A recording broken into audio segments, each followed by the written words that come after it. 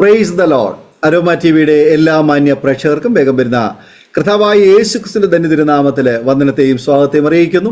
അനുഗ്രഹീതവും മനോഹരവുമായ നല്ല നിമിഷങ്ങൾക്കായി കർത്താവിന് സ്തോത്രം ചെയ്യുകയാണ്. വീണ്ടും ഒരുമിച്ച് ഒരു പ്രാവശ്യം കൂടി അരോമ ടി വിയുടെ പ്രേക്ഷകരോടൊപ്പം ആയിരിക്കുന്നതിൽ ഞങ്ങൾക്ക് വളരെ സന്തോഷമുണ്ട്.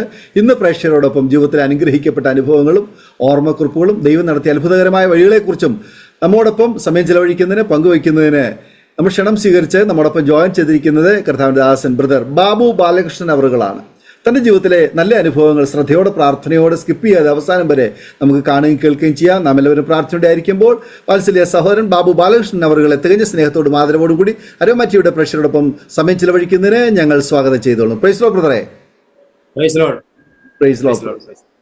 അരോമ ടി വിയുടെ പ്രേക്ഷകരോടൊപ്പം ബ്രദറിനെ പരിചയപ്പെടുത്തുന്നത് ഞങ്ങൾക്ക് വളരെ സന്തോഷമുണ്ട്. ഒന്ന് പരിചയപ്പെടുത്താമോ? എവിടെ നിന്നാണ് ജോയിൻ ചെയ്തിരിക്കുന്നത്?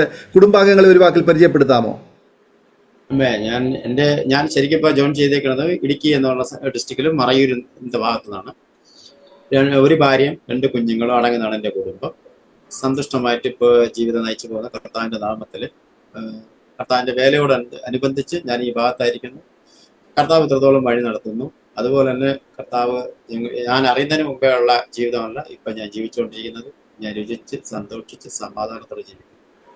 2 കുഞ്ഞുങ്ങൾ പഠിച്ചുകൊണ്ടിരിക്കുന്നു. ഒരാൾ +2 പഠിച്ചുകൊണ്ടിരിക്കുന്ന എറണാകുളത്ത്, ഇളവൻ വന്ന് വീട്ടിൻ്റെ അടുത്ത് സ്കൂളിൽ തന്നെ പഠിക്കുന്നു. പിന്നെ ഭാര്യയ്ക്ക് ചെറിയൊരു ജോലിയുണ്ട്, ഇസാപ്പ് ബാങ്കിലെ ഒരു ജോലിയാണ്. എനിക്ക് ചെറിയ വർക്കുകളുണ്ട്. കിട്ടുന്ന സമയത്ത് ടൈലിൻ്റെ വർക്കിനൊക്കെ കൂലി പണിക്കാറ്റൊക്കെ ഞാൻ പോകുന്നുണ്ട്. ബാക്കിയുള്ള സമയങ്ങളിൽ പണിയില്ലാത്ത ദിവസങ്ങളിൽ കർത്തദാസൻ നമ്മളെ വിളിച്ചുകൊണ്ട് കർത്താവിൻ്റെ വേല ചെയ്യിപ്പിക്കും. പിന്നെ 2 അളിയന്മാരുണ്ട്. അവർ നല്ല സന്തോഷത്തോടെ തന്നെയാണ് എന്നെ നോക്കുന്നത്. അതുപോലെ അമ്മായിമ്മയുണ്ട്. എൻ്റെ അമ്മ മരിച്ചതാണ്. അത് കഴിഞ്ഞിട്ട് അവരെല്ലാവരും എന്നെ മോനെ പോലെയാണ് നോക്കുന്നത്, കരുതുന്നത്. അതൊക്കെ ക്രിസ്തുവിൽ വന്ന ആ സ്നേഹം തന്നെയാണെന്ന് എനിക്ക് പറയാൻ പറ്റുള്ളൂ. ഓക്കെ, ബ്രദറിനെ പരിചയപ്പെടുത്തിയത് വളരെ സന്തോഷമുണ്ട്. കുടുംബാംഗങ്ങളെ സഹോദരങ്ങളെ ഒക്കെ പരിചയപ്പെടുത്താൻ വേണ്ടിയായി തുറന്നല്ലോ. കർത്താവ് അനുഗ്രഹിക്കട്ടെ. തുടർന്ന് അരോമ ടി വിയുടെ പ്രേക്ഷകരോടൊപ്പം ബ്രദറിനെ പങ്കുവയ്ക്കാൻ ആഗ്രഹിക്കുന്ന കാര്യങ്ങൾ ബാല്യകാലം മുതൽ ഇങ്ങോട്ടുള്ളതായ ദൈവം നടത്തിയ അത്ഭുതകരമായ വഴികളെക്കുറിച്ച്, രക്ഷയുടെ അനുഭവത്തെക്കുറിച്ചൊക്കെ ദൈവനാമ മഹത്വത്തിന് വേണ്ടി പങ്കുവയ്ക്കാം. കർത്താവ് സഹായിക്കട്ടെ. തുടർന്ന് സംസാരിക്കാം. ശരിക്കും പറഞ്ഞാൽ ഞാൻ ഹൈബന്ധ കുടുംബത്തിലാണ് ജനിച്ചു വളർന്നത്. എൻ്റെ അപ്പനും അമ്മയൊക്കെ ഭയങ്കര തീവ്രതമായ ഹിന്ദു ആചാരപ്രകാരമാണ് നടന്നത്. അതേ കണക്ക് തന്നെയാണ് ഞങ്ങളെ വളർത്തിക്കൊണ്ടുവന്നത്.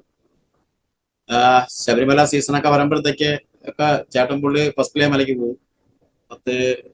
45-60 വ്രതമൊക്കെ എടുത്തിട്ടാണ് പോകുന്നത്. ചേട്ടൻപുള്ളി 3 പ്രാവശ്യം പോയി വന്നതിന് ശേഷമാണ് പിന്നെ ഞങ്ങളൊക്കെ കൊണ്ടുപോകുന്നത്. അപ്പൊ 60 ദിവസത്തെ വ്രതം എന്ന് പറയുമ്പോൾ കഠിന വ്രതമാണ്. അങ്ങനെ ഇരിക്കുമ്പോഴത്തേക്ക് ഇതിൽ തന്നെയാണ് എൻ്റെ ബാല്യകാലം. ശരിക്കും പറഞ്ഞാൽ ഞാനൊരു 9 മല ചവിട്ടിയവനാണ്. എൻ്റെ ചേട്ടന്മാരുടെ കൂടെ തന്നെയാണ് ഞാൻ പോയിക്കൊണ്ടിരുന്നത്. പക്ഷേ ആ കാലങ്ങളിലൊന്നും നമുക്കത് അറിയത്തില്ലല്ലോ. നമ്മൾ ആരെയാണ് സ്നേഹിക്കണം എന്നുള്ള കാര്യം നമുക്കറിയത്തില്ല. അപ്പൊ ആ ഒരു ബാല്യകാലം ഞാൻ പഠിപ്പിൽ ഉഴപ്പനായിരുന്നു. എൻ്റെ വീട്ടിൽ എനിക്ക് പഠിപ്പ് തലമണ്ടയ്ക്കാറത്തില്ല. ഞാൻ 5ാം ക്ലാസ് കഴിഞ്ഞ് 6ാം ക്ലാസ് കഴിഞ്ഞ് 8ാം ക്ലാസ് മുതൽ ഞാൻ ടാപ്പിങ്ങിന്റെ പരിപാടിക്ക് പോകും. ആ സമയത്തൊക്കെ എൻ്റെ മൂത്ത ചേട്ടൻ പുള്ളിയൊക്കെ നമ്മളെ താമസിക്കുന്ന സ്ഥലത്ത് നിന്ന് ഒരു 16-20 കിലോമീറ്റർ അകലെ ആറ്റിങ്ങൽ എന്നുള്ള സ്ഥലത്തേക്ക് മാറി താമസിക്കുകയാണ്. അങ്ങനെ ആ സ്ഥലം കണ്ടിഷ്ടപ്പെട്ട് അമ്മയ്ക്ക് ഇഷ്ടപ്പെട്ടു. ഉടനെ ആ ഭാഗങ്ങളിലേക്ക് കടന്നു ചെല്ലുകയും അവിടെ വാടകയ്ക്ക് താമസിക്കുകയാണ് ചെയ്തത്. അത് കഴിഞ്ഞ് നമ്മളെ നാട്ടിലുള്ള വീട് വിൽക്കുകയും 25 സെന്റ് സ്ഥലം ഉണ്ടായിരുന്നു. അത് വിറ്റ് അവിടെ വന്ന് 10 സെന്റ് സ്ഥലം വാങ്ങി വീട് വെക്കുകയും ചെയ്തു. അങ്ങനെയാണ് ശരിക്കും പറഞ്ഞാൽ ഞങ്ങളെ ഹൈബന്ധ കുടുംബത്തിൽ ആ ആചാരപ്രകാരം തന്നെയാണ് നടക്കുന്നത്. ആ സമയത്ത് നടക്കുന്ന സമയത്ത് കൂട്ടുകെട്ട് ടൗണിലോട്ട് വരുമ്പോഴാണല്ലോ കൂട്ടുകെട്ട് കൂടുന്നത്. അനാവശ്യമായ കൂട്ടുകെട്ടിൽ വരുന്നത് ടൗണിലോട്ടാണ് വരുന്നത്. ആ സമയത്ത് നമ്മൾ മദ്യപാനം, എൻ്റെ 14ാമത്തെ വയസ്സിൽ ഞാൻ മദ്യപാനം തുടങ്ങി. മദ്യപാനം എന്ന് പറഞ്ഞാൽ ശരിക്കും മദ്യപടി. മദ്യം സിഗരറ്റും ആയിരുന്നു ആദ്യത്തെ നമ്മളെ രുചിക്കൂട്ട്. മദ്യം കഴിഞ്ഞാൽ പിന്നെ പൈസ ഇല്ലാതെ അറിയുമ്പോഴത്തെ നമുക്ക് എന്തും ചെയ്യാം എന്ന് തോന്നി തുടങ്ങിയ സമയത്ത് ആ സമയത്ത് കൂട്ടുകെട്ടെന്ന് പറയുമ്പോഴത്തേക്ക് നമ്മളിൽ നിന്നും ഇപ്പൊ 16 കൂട്ടുകെട്ടുണ്ടെങ്കിൽ 16 പേരും 16 സ്വഭാവക്കാരായിരിക്കും. അതിൽ ഒരാൾ മതി നമ്മളെ ശരിക്കും പറഞ്ഞാൽ നാണം കെടുത്താൻ. ആ സമയത്ത് നമ്മളെ നാട്ടില് ഇന്നാര അനിയന്മാരാണെന്ന് പറഞ്ഞു കഴിഞ്ഞാൽ അവരുടെ കൂടെയാണോ എന്ന് ചോദിക്കുള്ളൂ. നാട്ടിൽ ആരെടുത്ത് വേണമെങ്കിലും ചോദിക്കുന്ന അങ്ങനെ. അവരടുത്ത് കൂട്ടുകൂട്ടരുത്. അവരായിട്ട് ഒരു കാര്യവും ബന്ധമല്ല. പക്ഷെ എന്നാലും അവര് നമ്മളുടെ അടുത്തേക്ക് വന്ന് കൂട്ടുകൂട്ടില്ല. അതല്ലേ കുഴപ്പം. അങ്ങനെ മദ്യപിച്ചിരുന്ന സമയത്താണ് 97-98 കാലഘട്ടങ്ങളിൽ ഞങ്ങൾ ഒരു അടിപിടി കേസിൽ അവിടുന്ന് മുങ്ങുമൊക്കെ ഇടയായി. മുങ്ങാനിടയായ സമയത്ത് നമ്മളെ 10 പേര് കൂടി അടങ്ങുന്ന ഒരു സംഘം വയനാട് ജില്ലയ്ക്ക് കുടിയേറിയാണ് നമ്മളെ 18-ാം കമ്പനിയുള്ള ടീമുകളെല്ലാം ഉണ്ട്. അപ്പൊ അന്ന് അറിയുന്ന തൊഴിലെന്ന് പറഞ്ഞാൽ മേസൺറി വർക്ക് അറിയാം. ആ മേസൺറി വർക്കില് നമ്മള് ബത്തേരി എത്തപ്പെടുകയാണ് ചെയ്തത്. ബത്തേരിയിൽ എത്തപ്പെട്ട് അവിടെ 2 മാസം കഴിഞ്ഞപ്പോൾ ഓരോരോ കൂട്ടുകാർ കൊഴിഞ്ഞു പോക്ക് തുടങ്ങി. ഓരോരുത്തർ അവരുടെ അപ്പനും അമ്മയൊക്കെ ഗൾഫിലോട്ട് വിടാൻ തുടങ്ങി. നമ്മളെ മാത്രമേ ഉള്ളു തള്ളിക്കളഞ്ഞത്. അല്ല, നമ്മൾ അടിഞ്ഞത് 3 പേര്, ഞാനും എൻ്റെ അനിയനും വേറൊരു കൂട്ടുകാരൻ. നമുക്ക് വയനാട് തന്നെയാണ് ശരിക്കും പറഞ്ഞ കൂട്ടുകാർ വീണ്ടും തുടങ്ങിയത്. പാലക്കാട്ടുള്ള ഒരു കൂട്ടുകാരൻ, തിരുവനന്തപുരത്തുള്ള ഒരു കൂട്ടുകാരൻ ആണ് മണ്ണാർക്കാടുള്ള കൂട്ടുകാരൻ. അപ്പൊ ഞാനും എൻ്റെ അനിയനും വേറൊരു പയ്യനുണ്ടായിരുന്നു. നമ്മൾ ഈ ഞായറാഴ്ച ദിവസമാണ് ശമ്പളം കിട്ടുന്നത്. ശനിയാഴ്ച ദിവസം ശമ്പളം കിട്ടി കഴിഞ്ഞാൽ ഞായറാഴ്ച ദിവസം 2 അടിക്കും. അങ്ങനെ അടിച്ച ഡ്രസ്സൊക്കെ അലക്കിട്ടതിന് ശേഷം അടി തുടങ്ങി. ആ സമയത്ത് ഒരു അടി ഉണ്ടാവുകയും ബത്തേരി ടൗണിൽ തന്നെയാണ് ശരിക്കും പറഞ്ഞ ഞങ്ങളെ ഒരു 8 കേസിൽ 7 വരെ പറക്കിട്ട് 8 കേസ് ഉണ്ടായിരുന്നു. അതിൽ പോലീസ് പിടിക്കപ്പെടുകയൊക്കെ ചെയ്തു. അപ്പൊ പോലീസ് പിടിക്കപ്പെടുകയൊക്കെ ചെയ്യുമ്പോഴത്തേക്കും സ്റ്റേഷനിലെത്തുമ്പോഴത്തേക്കും നമ്മളെ ഇറക്കാൻ ആളുണ്ടായിരുന്നു. ആ സമയത്തൊക്കെ കേസാക്കണ്ട. പക്ഷെ ആ സമയത്ത് ഒരു മിലിറ്ററിക്കാരൻ അതിൽ കയറി കൊടുക്കുകയാണ്. മിലിറ്ററിക്കാരൻ പറഞ്ഞു ഹെഡ് ഓഫീസിലേക്ക് വിളിച്ചു കേസാക്കിയേ പറ്റുള്ളൂ. അങ്ങനെ ആ കേസ് ആക്കി ജാമ്യം എടുത്തു, പുറത്തേക്ക് വന്നു. ആദ്യം കിടന്ന വൈത്തിരി സബ് ജയിലിൽ കിടന്നു. വൈത്തിരി സബ് ജയിലിൽ നേരെ കോഴിക്കോട് ജില്ലാ ജയിലിലേക്ക് റിമാൻഡ് ചെയ്യുകയാണ്. അവിടെ നിന്ന് ജാമ്യം എടുത്ത് പുറത്തേക്ക് ഇറങ്ങിയപ്പോഴത്തേക്കും നമ്മളെ വെട്ടും കുത്തും എന്നൊക്കെ പറഞ്ഞ ടീമിന്റെ മുന്നിൽ തന്നെയാണ് നമ്മൾ വീണ്ടും നെഞ്ചു പിരിച്ചാണ് ടൂൾസ് ആയിട്ട് നടന്നത്. വീണ്ടും നാട്ടിൽ പോയി ഒരു 3 മാസം നിന്നതിന് ശേഷം വീണ്ടും ബത്തേരിക്ക് കടന്നു വരികയും ബത്തേരിയിലേക്ക് കടന്നു വന്ന് വീണ്ടും എനിക്ക് എൻ്റെ അനിയന്റെ അടുത്തും എൻ്റെ മറ്റേ കൂട്ടുകാരുടെ അടുത്തും എനിക്കൊരു അകലം പാലിക്കാൻ ഞാൻ തുടങ്ങി. അകലം പാലിക്കാൻ തുടങ്ങിയപ്പോൾ വേറൊരു കൂട്ടുകെട്ട് പറയുന്നു. അവരുമായിട്ട് നമ്മൾ ബന്ധപ്പെട്ടപ്പോഴത്തേക്ക് ശരിക്കും പറഞ്ഞാൽ നല്ലൊരു കൂട്ടായിരുന്നു. ഒരു 3-4 വർഷം വരെ നല്ല ജോളിയായിട്ട് പോയി. 2 വർഷത്തോളം നമ്മൾ ജോളിയായിട്ട് പോയി, കുഴപ്പമൊന്നുമില്ല. ആ സമയത്ത് കഞ്ചാവ് വരുവാണ്. മദ്യവും കഞ്ചാവ് കൂടെ ആയപ്പോൾ നല്ല രസമുണ്ടായിരുന്നു. അപ്പൊ പിന്നെ പൈസയ്ക്ക് വേണ്ടി എന്തും ചെയ്യാന്നുള്ള തോന്നലൊക്കെ തോന്നിയിട്ടുണ്ട്. പിടിച്ചോറിയാണെങ്കിൽ പിടിച്ചോറി, എന്തുവാണേലും. അങ്ങനെ ഇരിക്കുന്ന സമയത്ത് എൻ്റെ ഒരു കൂട്ടുകാരൻ, തിരുവനന്തപുരത്ത് നിന്നുള്ള ഒരു കൂട്ടുകാരുണ്ട്. എൻ്റെ കൂട്ടുകാരനല്ല, എൻ്റെ കൂട്ടുകാരൻ്റെ കൂട്ടുകാരൻ. അപ്പൊ നമ്മൾ ആ സമയത്ത് ചന്ദനത്തിനെ കുറിച്ച് അന്വേഷിച്ച് നടക്കുന്ന സമയം, ഈ ചന്ദനം പെട്ടെന്ന് പൈസക്കാരനാവാം, അത്യാവശ്യം കാശും ഉണ്ടാക്കാം. ചന്ദനം എവിടെ ഉള്ളതെന്നുള്ളത് നമ്മൾ അന്വേഷിച്ചിറങ്ങും. മൈസൂർ സാൻഡൽ എന്നറിയപ്പെടുന്നത് നമ്മൾ സോപ്പല്ലേ കേട്ടില്ല, ചന്ദനം മരം കണ്ടിട്ടില്ല. വയനാട് ജില്ലയിലെ അവിടെ ഇവിടെയായിട്ടൊക്കെ മരങ്ങളുണ്ട്, പക്ഷെ മുറിക്കാൻ പറ്റും. അങ്ങനത്തെ ഒരു കാര്യമാണ്. നമുക്ക് ഇതിനെപ്പറ്റി അറിയത്തില്ല. അങ്ങനെ ഷിമാഗോ, കൊള്ളേകാള, മസിനഗുഡി അങ്ങനെയുള്ള ഭാഗങ്ങളെല്ലാം കറങ്ങി തിരിഞ്ഞപ്പോഴത്തേക്ക് വീരപ്പന്റെ സമയമൊക്കെ അറിഞ്ഞിരിക്കുന്ന സമയമാണ് നമ്മൾ ഈ ഭാഗങ്ങളിലേക്ക് ഇറങ്ങിപ്പെടുന്നത്. അങ്ങനെ അവിടെയൊക്കെ അലഞ്ഞു തിരിഞ്ഞിട്ട് അവിടെ നിന്ന് 1 കിലോ സാധനം പോലും കൊണ്ടുവരാൻ പറ്റി. അതിന്റെ കൂടെ തന്നെയാണ് 2ാം നമ്പർ ഒരുപാട് ബിസിനസ്സുകളുണ്ട്. ഗജമുത്ത് എന്നൊക്കെ പറഞ്ഞ സാധനങ്ങളുണ്ടായിരുന്നു. കഞ്ചാവ് കടത്തിയാൽ രക്ഷപ്പെടാം എന്നുള്ള ചിന്ത, അത് തന്നെ റൈസ് ഫുള്ള്. ഇങ്ങനെ 2ാം നമ്പർ ബിസിനസ്സിൽ എന്തെല്ലാം ചെയ്യാൻ പറ്റുന്ന അതെല്ലാം കണ്ടെത്താൻ പറ്റി ഓടി. പക്ഷെ ഒന്നും കണ്ടെത്തിയിട്ടില്ല. ഇതിൽ കണ്ടെത്തിയ ആകെ കൂടി ഒന്നേ ഉള്ളായിരുന്നു ചന്ദനം. അങ്ങനെ ആണ് പറയുന്നത്. അങ്ങനെ ഇരുന്ന സമയത്താണ് ഈ തമിഴ്നാട്, കർണാടക മൊത്തം കറങ്ങി തീർന്നതിന് ശേഷം വീണ്ടും ബത്തേരിയിൽ വരികയും വീണ്ടും കൂലിപ്പണി എടുത്ത് 10 പൈസ ഉണ്ടാക്കാൻ ഒരു 4000-5000 കയ്യിൽ വരുമ്പോൾ അവിടെ ചന്ദനം ഉണ്ടെന്ന് പറഞ്ഞാൽ നമ്മളെ നട്ടു. ഈ പൈസ തീർന്നതല്ലാതെ നമ്മുടെ കയ്യിലേക്ക് സാധനം വരും. അങ്ങനെ ഇരുന്നപ്പോഴാണ് ഇതിന്റെ മെയിൻ ഒരാളുണ്ട്, നമ്മളെ കൂട്ടുകാരൻ്റെ ഒരു കൂട്ടുകാരൻ. അവന് പൈസയില്ല, സാധനം അവന്റെ കൈ കിട്ടുമെന്ന്. അങ്ങനെ അവനെ കുറിച്ച് നമ്മളൊന്ന് പഠിച്ചപ്പോഴത്തേക്ക് ഒരു സ്ഥലത്ത് നിന്ന് 10,000 രൂപ വാങ്ങിയിട്ട് നമ്മൾ വരെയാണ്. അപ്പൊ അവനെ പറഞ്ഞു കൊണ്ട് സ്ഥലം പോയി നോക്കി വരാൻ പറ്റും. അങ്ങനെയാണ് കേരളത്തില് ഇടുക്കി എന്ന് പറയപ്പെടുന്ന സ്ഥലത്തേക്ക് കടന്നു വരികയാണ്. ഇവിടെ നോക്കിയപ്പോൾ ഇവിടെ ഇഷ്ടംപോലെ മാറണം, സാധനം കിട്ടാനും. അപ്പൊ ശരിക്കും പറഞ്ഞു കഴിഞ്ഞാൽ ചന്ദനം എന്ന് പറഞ്ഞാൽ നമ്മുടെ നാട്ടില് കപ്പ കൃഷി ചെയ്യുന്നത് പോലെ തന്നെയാണ് ഇടുക്കിയില് മറയൂരെന്ന ഭാഗത്ത് ഉള്ളത്. ഇവിടെ 2-3 കാര്യങ്ങളുണ്ട്. ചന്ദനം കൊണ്ട് നല്ല കഞ്ചാവും കിട്ടും, നല്ലതുപോലെ എടുക്കും.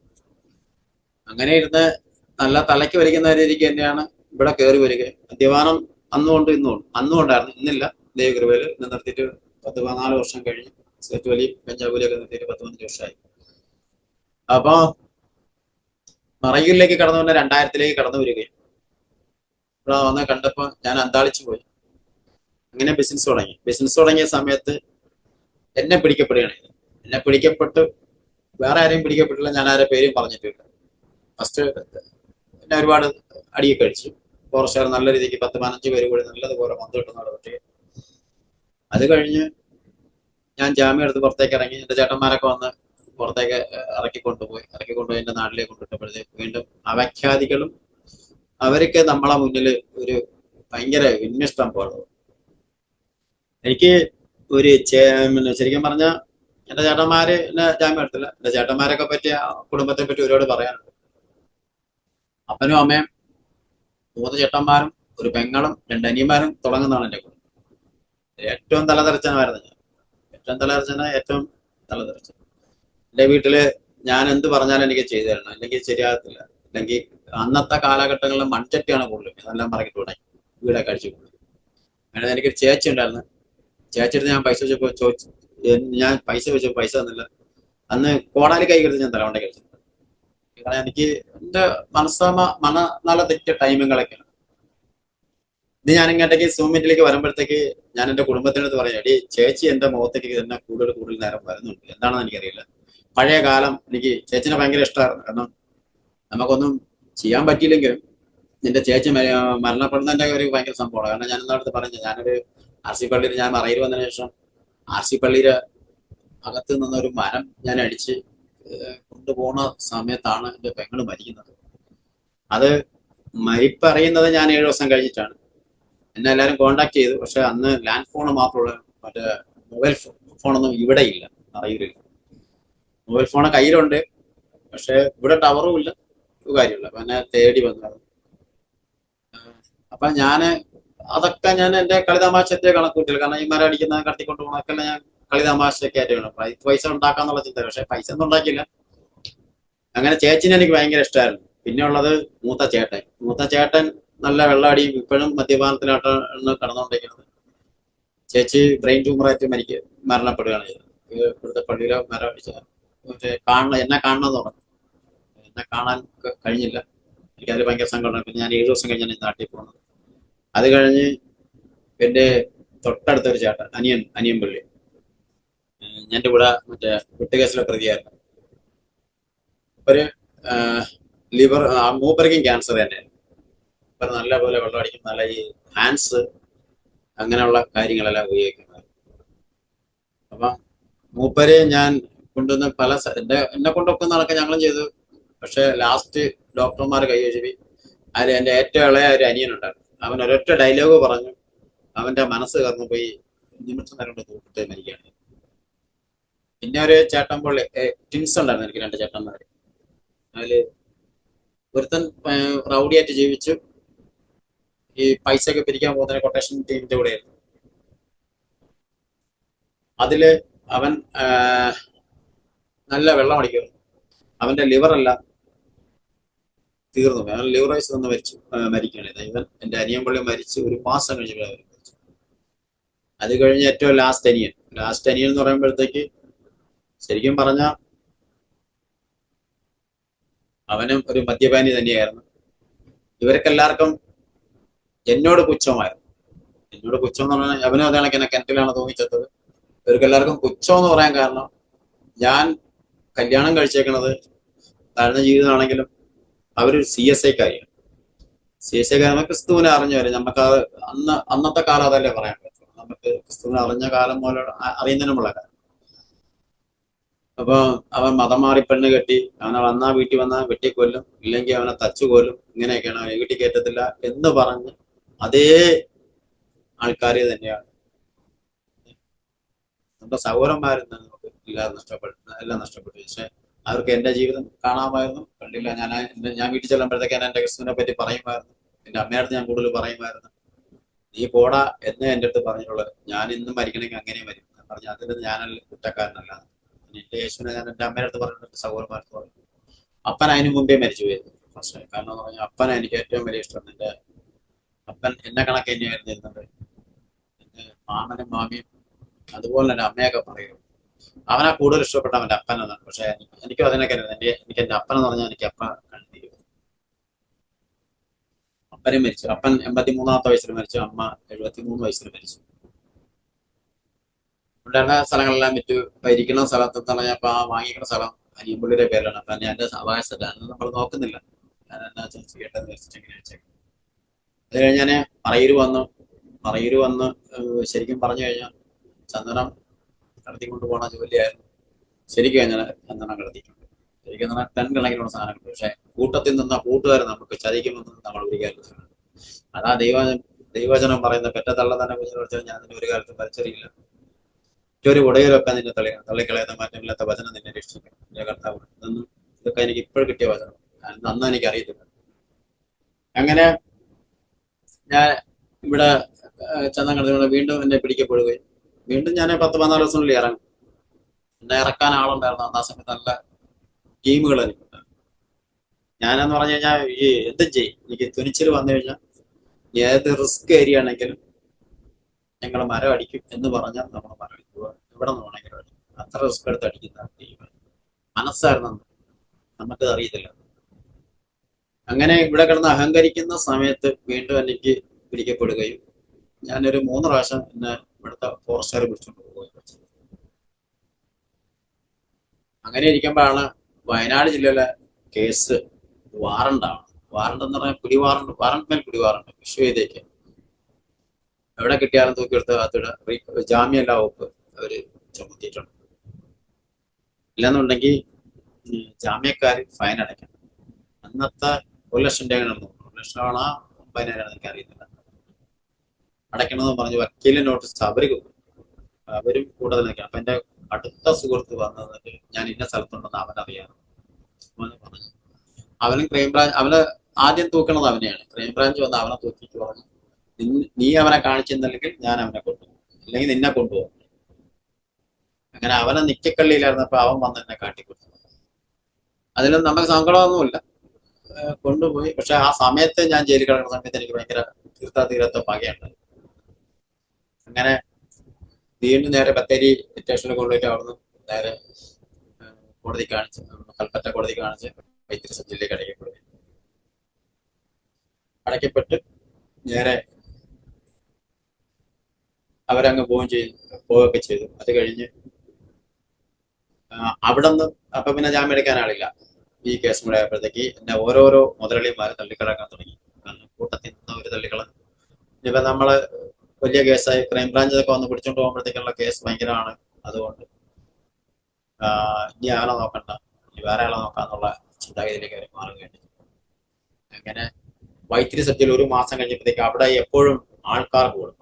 ആ കൂടി ആ ജയിലിനകത്ത് പരിമിതികൾ, ചെറിയ ജയിലാണ്. അപ്പൊ ഈ ജാമ്യം എടുക്കാനും ആൾക്കാർ വരാനും ഇല്ല എന്നുണ്ടെങ്കിൽ അവരെയൊക്കെ നേരെ സെൻട്രൽ ജയിലിലേക്ക് തള്ളി, അല്ലെങ്കിൽ ജില്ലാ ജയിലിലേക്ക്.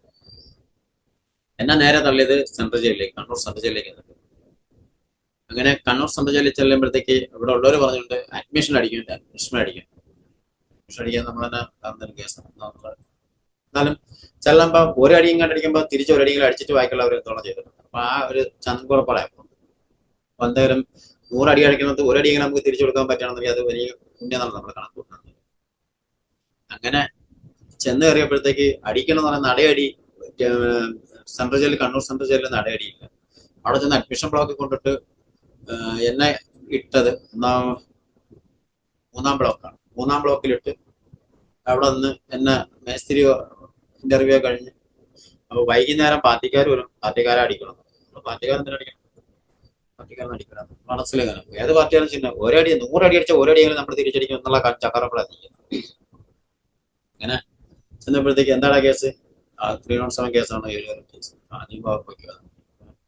ഈ അടിക്കാരെ ശരിക്കും പറഞ്ഞാൽ ഞാൻ അപ്പാണ്. അപ്പൊ അതിന്റെ ഇടയ്ക്ക് തൊട്ടടുത്ത കളവ് കേസാണ്. അവനെ അടിച്ച് അത് കഴിഞ്ഞ പെണ്ണ് കേസിനെ അവിടെ അടിക്കുന്നത് നമ്മളെ തന്നെ.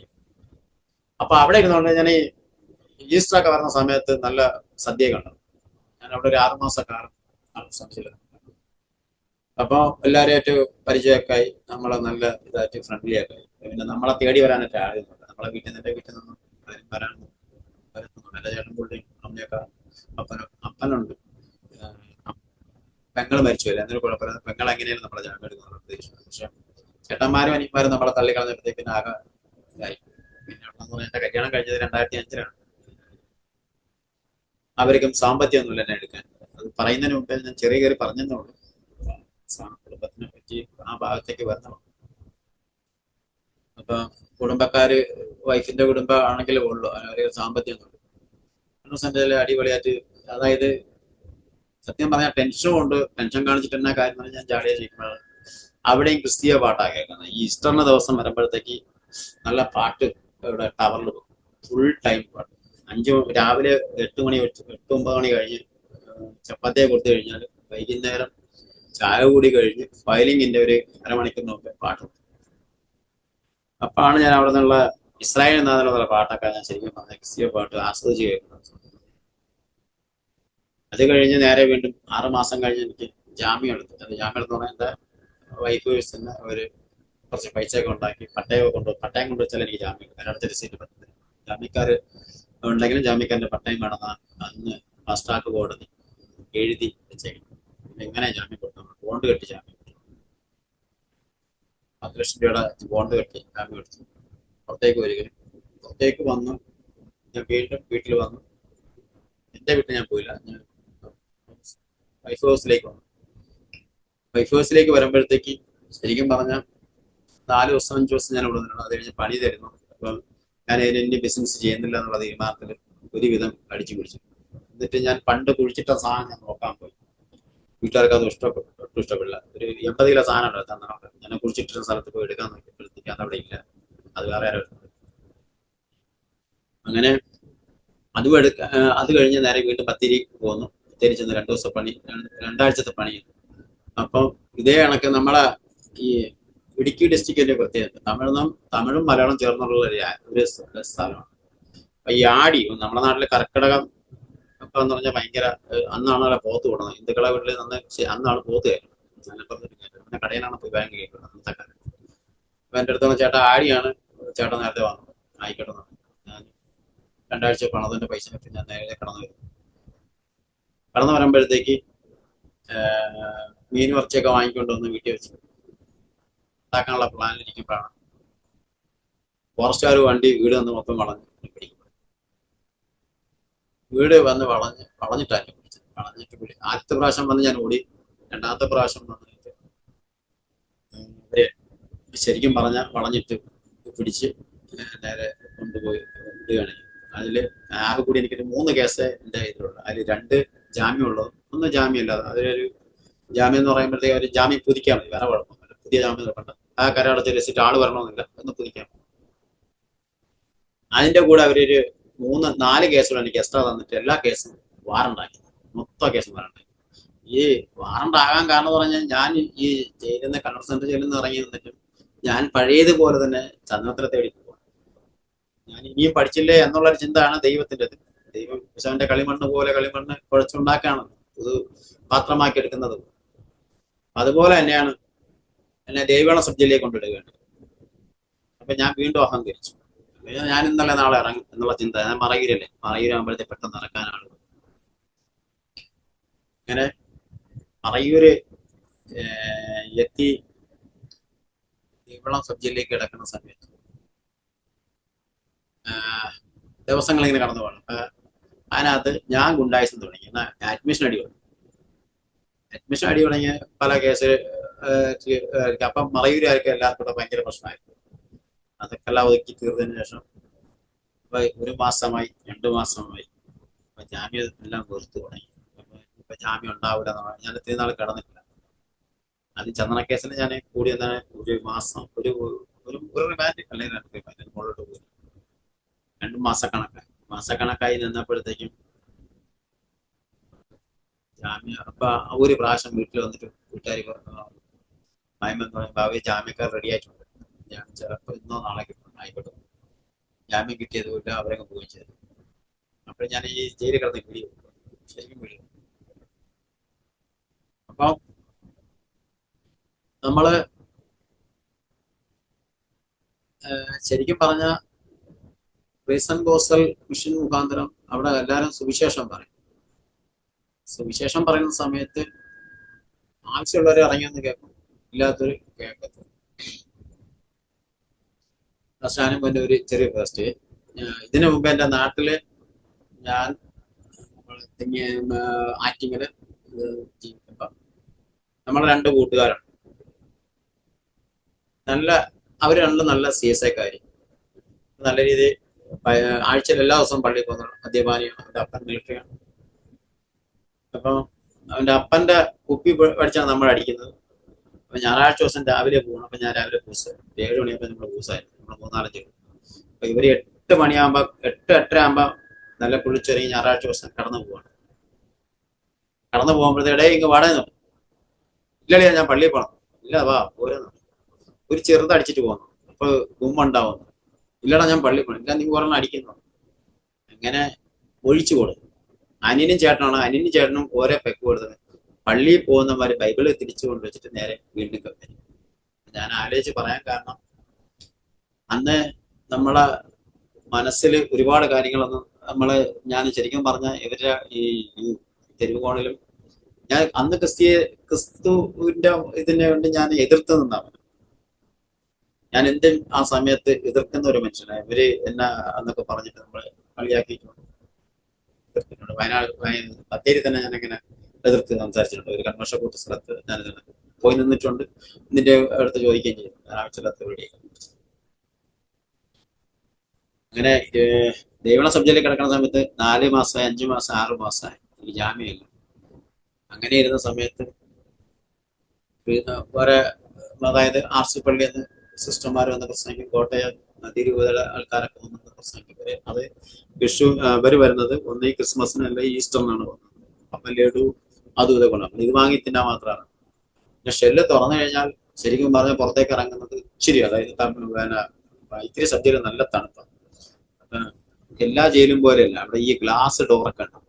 ജനലിനും അതൊക്കെയാണ്. ഗ്ലാസ് ഒന്നും തുറക്കൂല. ഡോർ എപ്പോഴും നല്ല ചൂടായിരിക്കും. അല്ലെങ്കിൽ തണുപ്പ്, ഭയങ്കര തണുപ്പ്. അങ്ങനെ നമ്മള് കിടക്കുന്ന സമയത്ത് റീസൺ കോൺസൾട്ടേഷൻ മുഖാന്തരം ആദ്യത്തെ പ്രാവശ്യം ഒരു അങ്കിൾ വന്ന് പ്രസംഗിച്ചിട്ട് നമ്മൾ ചെവിക്കൊള്ളാൻ ഇറങ്ങില്ല. രണ്ടാമത്തെ സെക്കൻഡ് എല്ലാ മാസമുണ്ട്. രണ്ടാമത്തെ പ്രാവശ്യം ഇത് കണക്കെ നമ്മൾ ചെവിക്കൊണ്ട് ഈ തുറന്നിറങ്ങണത്. ആദ്യത്തെ പ്രാവശ്യം ഇറങ്ങിയില്ല. രണ്ടാമത്തെ പ്രാവശ്യം ഇറങ്ങിയിട്ട് ഈ സാറന്മാര് വലിച്ചിട്ടേക്കണ വീടിക്കുറ്റി പറക്കാം. വീടി ഒരു പുക എടുത്താൽ മതി ഇപ്പൊ നടക്കണം. അങ്ങനെ മൂന്നാമത്തെ പ്രാവശ്യം മൂപ്പര് ഒരു കൂടെ 4 പേരും ഉണ്ടായി.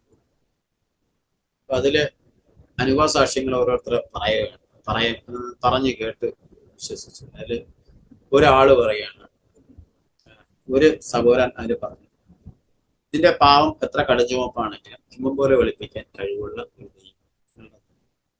മാനവരാശിയുടെ പാവങ്ങൾക്ക് വേണ്ടി ക്രൂശിക്കപ്പെട്ട് 3-ാം നാൾ ഉയർത്തെഴുന്നേറ്റ ഒരു ദൈവം നിങ്ങളുടെ നടുവിലുണ്ട്. എല്ലാ പ്രശ്നങ്ങൾക്കും മറുപടി തരുന്ന ഒരു ദൈവം. ഞാൻ അകത്തിരിക്കുകയാണ്, അതെല്ലാവരും പുറത്തിരുന്ന് മനസ്സിലാക്കുന്നത്. അപ്പൊ ഞാൻ എന്റെ ഉള്ളിൽ എനിക്ക് ശരിക്കും പറഞ്ഞാൽ എനിക്ക് തട്ടി.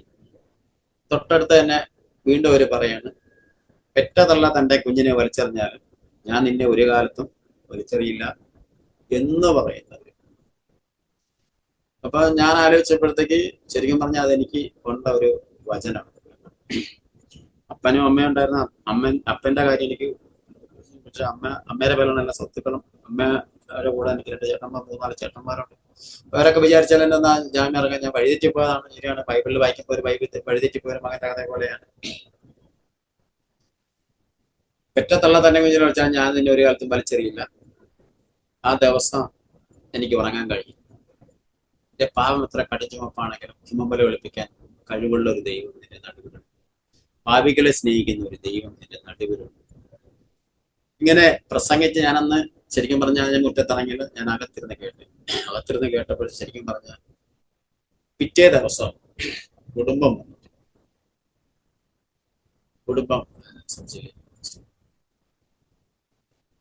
വന്നിട്ട് ചോദ്യം, ചേട്ടാ കുഞ്ഞിനെ പാല് വാങ്ങി കൊടുക്കാൻ കൂടി 1 രൂപ പോലും ഇല്ലാത്ത അവളങ്ങനെ പറയുമ്പോൾ ശരിക്കും പറഞ്ഞാൽ ഞങ്ങൾ എന്ത്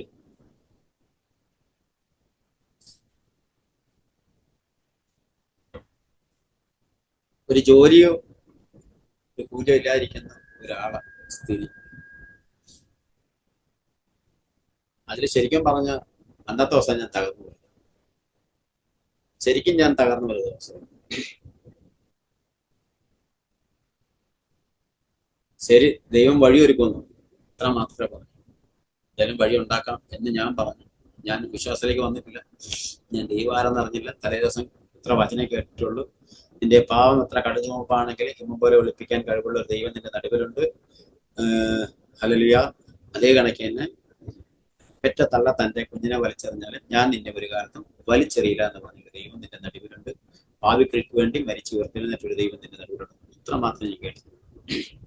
അങ്ങനെ ഇരിക്കുമ്പോ വീണ്ടും കൽപ്പറ്റ കേസ് നമ്മള് പോയി വീട്ടിലേക്ക് പോയി. ഞാൻ പറയുന്നത് പൊയ്ക്കോന്ന് പറഞ്ഞു. ഞാൻ വേറെ ഒന്നും കേൾക്കാൻ നിന്നില്ല. 2 മിനിറ്റിൽ ഞാൻ തിരിച്ചു ഇന്റർവ്യൂ പോയി. എനിക്ക് ഇന്റർവ്യൂവിന് വരാൻ ആരുമില്ല, വല്ലപ്പോഴും കൂടിയേ വരുള്ളൂ. അപ്പൊ ഇന്റർവ്യൂ നോട്ട്സ് ഒക്കെ സൂപ്രണ്ട് വാങ്ങിയ ദിവസം വന്ന് വാങ്ങിക്കൊണ്ട്, ജയിലിൽ നിന്ന് തൊട്ടടുത്ത് തന്നെയാണ് ജയിൽ, കോടതിയൊക്കെ. അപ്പൊ ഭയങ്കര ഒരു വിഷമമുള്ള ദിവസം ഒരു തന്നു 3 മന്ത് പറയുമ്പോൾ ആകെ തകർന്നു പോയൊരു ദിവസം. അങ്ങനെ ഇരിക്കുമ്പോഴാണ് കൽപ്പറ്റ കേസ് വീണ്ടും വാറണ്ടായിട്ട് വരുന്നത്. കേസിൽ ഹാജരാണ്. രണ്ടും 2 അഡ്രസ് ആയതുകൊണ്ട് പോലീസുകാർക്ക് ഭയങ്കര ബുദ്ധിമുട്ടായി. നാട്ടിലെ അഡ്രസ്സും ഇവിടുത്തെ അഡ്രസ്സും മാറി മാറിയാണ്. ഉടനെ ഇന്ന ജയിലിലുണ്ടെന്ന് പോലീസ് ഇൻഫർമേഷൻ വന്നു. അവിടെ നിന്ന് അവര് വാറണ്ട് ഇഷ്യൂ ചെയ്ത് 2 ദിവസം കഴിഞ്ഞിട്ട് കൽപ്പറ്റ കോടതിയിലേക്ക് ചെയ്യണതാണ്. അങ്ങനെ ഫസ്റ്റ് ദിവസം കൊണ്ടുപോയി തിരിച്ചു കൊണ്ടുപോയി. പ്രതി ഉണ്ടോന്നറിയാൻ വേണ്ടി വിളിപ്പിച്ചാണ് പറഞ്ഞിട്ട്.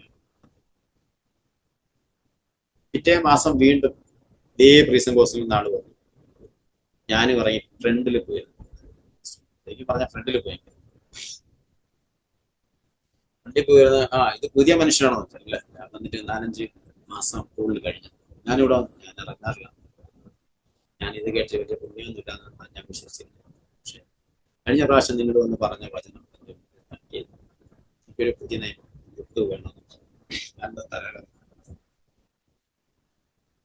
ശരിക്കും പറഞ്ഞ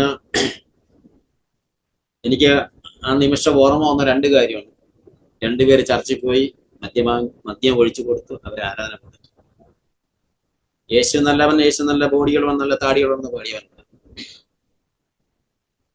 ഞാൻ എത്രത്തോളം ആണെന്നുള്ളത് അതപ്പതിച്ചു പോയി എന്നുള്ളത് അന്നത്തെ ദിവസം ഞാൻ ആ വചനം കേട്ട് പിറ്റേ മാസം ഞാൻ ഇറങ്ങിയിരിക്കുമ്പോഴാണ് ഞാൻ ഉള്ളിൽ ഒരു ചെറിയ തീ, ഒരു ചാരം കൂടി കിടന്നാലാണ് അതൊരു തീ കിടക്കും എന്നുള്ള ഒരു വിശ്വാസം എന്നിലാണ് ഉളവായി. ഞാന് ചെറിയ, അതായത് അന്ന് തന്നെ പറയും, കടുകുമണിയോളം വിശ്വാസം ഉണ്ടെങ്കിൽ ഈ മലയോട് കടലിൽ ചെന്ന് പതിക്കുക എന്ന് പറഞ്ഞു കഴിഞ്ഞാൽ പതിക്കുമെന്ന് ദൈവം. ഞാൻ കടുകുമണി പോലും വന്നില്ല. ഞാനൊന്ന് പരീക്ഷിച്ചെന്ന് പറഞ്ഞു കഴിഞ്ഞാൽ എന്റെ കുഞ്ഞിന് ഭക്ഷണം ഉണ്ടാവണം, കുടുംബത്തിന് ഭക്ഷണം ഉണ്ടാവണം. അതൊന്നും എന്നെ വിശ്വസിച്ച് ഇറങ്ങി വന്നത്. എന്റെ വീട്ടിൽ സാമ്പത്തികം ഉണ്ടെങ്കിൽ കാലഘട്ടത്തിൽ ഞാൻ ജീവിച്ചു. പക്ഷെ ഞാൻ ആരെയും കുറ്റം പറയാൻ കാരണമല്ല. കാരണം എന്റെ വഴി ഞാനാ തന്നെ. നല്ലത് ഏത്, എടുക്കുക ഏതെന്നുള്ള വഴി പറഞ്ഞു തരുവാൻ അന്ന് നല്ല കൂട്ടുകാരുമില്ല, നല്ല സഹോദരന്മാരും ഉണ്ടോ ഇല്ല എന്ന് വെച്ച് കഴിഞ്ഞാൽ അവരാരും എനിക്ക് പറഞ്ഞു തന്നിട്ടുണ്ടോ എന്ന് എനിക്ക് ചെവിക്കൊള്ളാനോ ഗ്രഹിക്കാനോ കഴിവില്ല. പിറ്റേ ആഴ്ച ഞാൻ ഈ ഇവരെ വന്ന് പോയി ഒരു പുതിയ നിയമൊക്കെ വാങ്ങി വെക്കി ജയിലിനകത്ത് വെച്ച് അതിനുണങ്ങി. പിറ്റേ ആഴ്ച കുടുംബം വന്നു. ചേട്ടാ എനിക്ക് ചെറിയ ജോലിയായി, ഇപ്പം കുഴപ്പമില്ല, മാസം ഒരു 1500 ശമ്പളം, 2000 ശമ്പളം ഉള്ളൊരു ജോലി, പെട്രോൾ ബങ്കിൽ ജോലിയാണ്. ആണെങ്കിൽ വീണ്ടും ഓർമ്മ വിശ്വസിച്ചാൽ ദൈവത്തിന്റെ മാത്രം ഞാൻ ദൈവത്തെയാണ് പരീക്ഷിച്ചത്. പക്ഷെ ദൈവം അതിന് വലിയ അത്ഭുതങ്ങൾ എനിക്ക് ചെയ്തു. അങ്ങനെ അവര് CSI നിന്ന് മാറി പവർ വറാക്ക ചർച്ചിലേക്ക് കടന്നു വരിക. പരിശുദ്ധാത്മാവ് ഇടപെടുന്ന ഒരു സഭയിൽ കടന്നു വരിക. മക്കളും എല്ലാവരും കൂടെ എനിക്ക് വേണ്ടി പ്രാർത്ഥന തുടങ്ങി. ഞാൻ പുറത്തേക്ക് വരണം. ഞാൻ വന്നിട്ട് പോകുമ്പോ ഭാര്യ വന്നിട്ട് പോകുമ്പോ പറഞ്ഞാൽ ഇന്ന് ജാമ്യം നോക്കണ്ട, കേസ് തീർന്നു, ഞാൻ ഇത്രയും കിടക്കാൻ കേസ് തീർന്നിട്ട് നോക്കണം, അതിനുവേണ്ടി പ്രാർത്ഥിക്കണം. അങ്ങനെ ജയിലിൽ കിടക്കുന്ന, ജയിലിൽ നിന്ന് വന്ന നമ്മളെ പ്രീസണിൽ വന്ന ടീമിനടുത്ത് ഞാൻ പിന്നെ ജാമ്യം വേണ്ട, കേസ് തീർന്ന് പറഞ്ഞേക്കാം, ഇല്ലെങ്കിൽ പിന്നെ ഞാൻ വീണ്ടും വരണം എന്നുള്ള തീരുമാനം എന്നിൽ ഉളവാക്കുകയാണ്. ഞാനല്ല എടുത്തത്, എന്റെ തീരുമാനം ആത്മാർത്ഥത മാറ്റം വരുത്തിയത് എന്റെ കർത്താവാണ്. അങ്ങനെ ഞാൻ ശകലം വിശ്വസിച്ച് ഞാൻ ദൈവത്തെ പരിശുദ്ധിയും അതിനും വലിയ അത്ഭുതങ്ങൾ ചെയ്തു. പിറ്റേ മാസം മുതൽ കൽപ്പറ്റ കോടതിയിലേക്ക് എന്നെ കൊണ്ടുപോവാണ്. 3-4 പ്രാവശ്യം കൊണ്ടുപോയി. അപ്പൊ കൂട്ടുകാരുണ്ട്, അനിയനും വരുന്നുണ്ട്. അന്ന് അവരൊന്ന് ഒരു ഗ്ലാസ് ചായ വാങ്ങി തരുകയോ ഒന്നും ചെയ്തില്ല. ഒരു സിഗരറ്റ് പോലും, ഞാൻ സിഗരറ്റ് വലിക്കാന്ന് പറഞ്ഞു, വാങ്ങി തന്നില്ല. അങ്ങനെ ഇരിക്കുന്ന സമയത്ത് കേസിന്റെ വിധി വരണ ദിവസമായി. 1-2 പ്രതികളെ കുറ്റക്കാരനാണ്. എന്റെ ഭാഷ എത്ര വലിയ എന്തും ചെയ്യും എന്ന് തോന്നലുള്ള ഒരു മനുഷ്യന്റെ ഉള്ള് ഈ കുറ്റക്കാരനെ കണ്ടെത്തി കോടതി ശിക്ഷ വിധിക്കുമ്പോഴുള്ള ഒരു മനോവേദന, അത് ഞാൻ ശരിക്കും അനുഭവിച്ചറിഞ്ഞു. നമ്മൾ എന്തൊക്കെ ഉണ്ടെന്ന് പറഞ്ഞാലും ശരിയല്ല. 11 മണിക്ക് കോടതി കൂടി പ്രതി കുറ്റക്കാരനെ കണ്ടെത്തി ഉച്ചയ്ക്ക് ശേഷം മറുപടി പറയും, വിധി പറയുമെന്ന് പറഞ്ഞ് മൈസൂരിൽ ഇറങ്ങി പോകണം. അന്നത്തെ ദിവസം വേറൊരു പ്രതിനെയോ അല്ലെങ്കിൽ ഒരു കേസ് വിസ്തരിച്ചിട്ടുണ്ടോ വിളിച്ചിട്ടില്ല. ഫസ്റ്റ് CJM കോടതി. അന്ന് ചോറ് കഴിച്ചിട്ട് വരുമ്പോഴത്തേക്കും ഞാൻ പാസ്റ്റർ ഫോൺ, അല്ല പോലീസുകാരൊന്ന് ഫോൺ വാങ്ങിയിട്ട് ഞാൻ വിളിച്ചു പറഞ്ഞു ശിക്ഷിക്കും എന്ന് പറഞ്ഞു. അപ്പം തലേ ദിവസം വരെ ആ കോടതിയിൽ ശിക്ഷിക്കുന്ന അതേ കേസിന് 7 വർഷം വരെ, 7 വർഷവും 10 വർഷമാണ് ശിക്ഷിച്ചേക്കണം. അപ്പം നമ്മൾ പ്രതീക്ഷിച്ചത് തന്നെയാണ്, 7 വർഷം അല്ലെങ്കിൽ 10 വർഷം പ്രതീക്ഷിച്ചിരിക്കുന്നു. ഞാൻ അവിടെ വന്നിട്ട് പ്രാർത്ഥിക്കണം. അപ്പൊ എനിക്കറിയാവുന്ന പ്രാർത്ഥന, ഞാൻ യേശുവിന് ആരാണെന്നുള്ളത് ഞാൻ വായിച്ചു തുടങ്ങിയിട്ടേ ഉള്ളൂ. അതായത് മത്തായി എഴുതിയ സുവിശേഷത്തിന് 1 ഭാഗമോ 2 ഭാഗം കൊണ്ടേ കയറിയിട്ടുള്ളൂ. ആ സമയത്ത് നമ്മളെ കർത്താവിനെ 5 കോടതിയിൽ മാറി മാറി വിസ്തരിച്ച് കുറ്റക്കാരനെ കണ്ടെത്തിയില്ല, എന്നിട്ട് മൂപ്പരെ ശിക്ഷിക്കണില്ല. അതേ കണക്ക് ഞാൻ പക്ഷേ ശിക്ഷ ഞാൻ ചെയ്ത കേസ്. അപ്പൊ എന്തെങ്കിലും കോടതി എൻ്റെ അടുത്ത് വീണ്ടും ചോദിക്കും, നിങ്ങൾക്ക് എന്തെങ്കിലും ഈ ശിക്ഷയെ കുറിച്ച് എന്തെങ്കിലും പറയാനുണ്ടോ? ഞാൻ പറഞ്ഞ് എനിക്ക് പറയാനുണ്ട് എന്ന് പറഞ്ഞു. ഞാൻ ഇങ്ങനെ പറഞ്ഞു, എനിക്ക് ഭാര്യ ഒരു കുഞ്ഞുണ്ട്, അവർ നോക്കാൻ ആരുമില്ല, ഞാനൊരു താഴ്ന്ന വീട്ടിലാണ് കല്യാണം കഴിച്ചത്, അതുകൊണ്ട് എന്നെ കിടന്ന കാലയളവിൽ എന്നെ വിട്ടയക്കുന്നത്. അപ്പൊ ഞാൻ ഓൾറെഡി ആ കേസിന് 6 മാസം കണ്ണൂർ സെൻട്രൽ ജയിലിൽ കിടന്നാണ്. അപ്പൊ 1-2 പ്രതി കുറ്റക്കാരനെത്തി, 3-ാം പ്രതി നമ്മുടെ കൂട്ടുകാരൻ ആ നിമിഷം തന്നെ ഇറങ്ങി ഓടിപ്പോയി. ഇറങ്ങിക്കൊള്ളാൻ പറഞ്ഞ് കൂട്ടത്തിൽ ഇറങ്ങിയിട്ട് അവൻ അങ്ങ് പോവാണേ. എന്താണ് കാര്യം പോലും ചോദിക്കാതെ അവൻ അവൻ്റെതായ കാര്യത്തിന് എസ്കേപ്പ് ചെയ്തു. അപ്പോ നമ്മളെ ശിക്ഷിച്ചു വൈത്തിരി സബ് ജില്ലയിൽ കൊണ്ടിടുന്നു.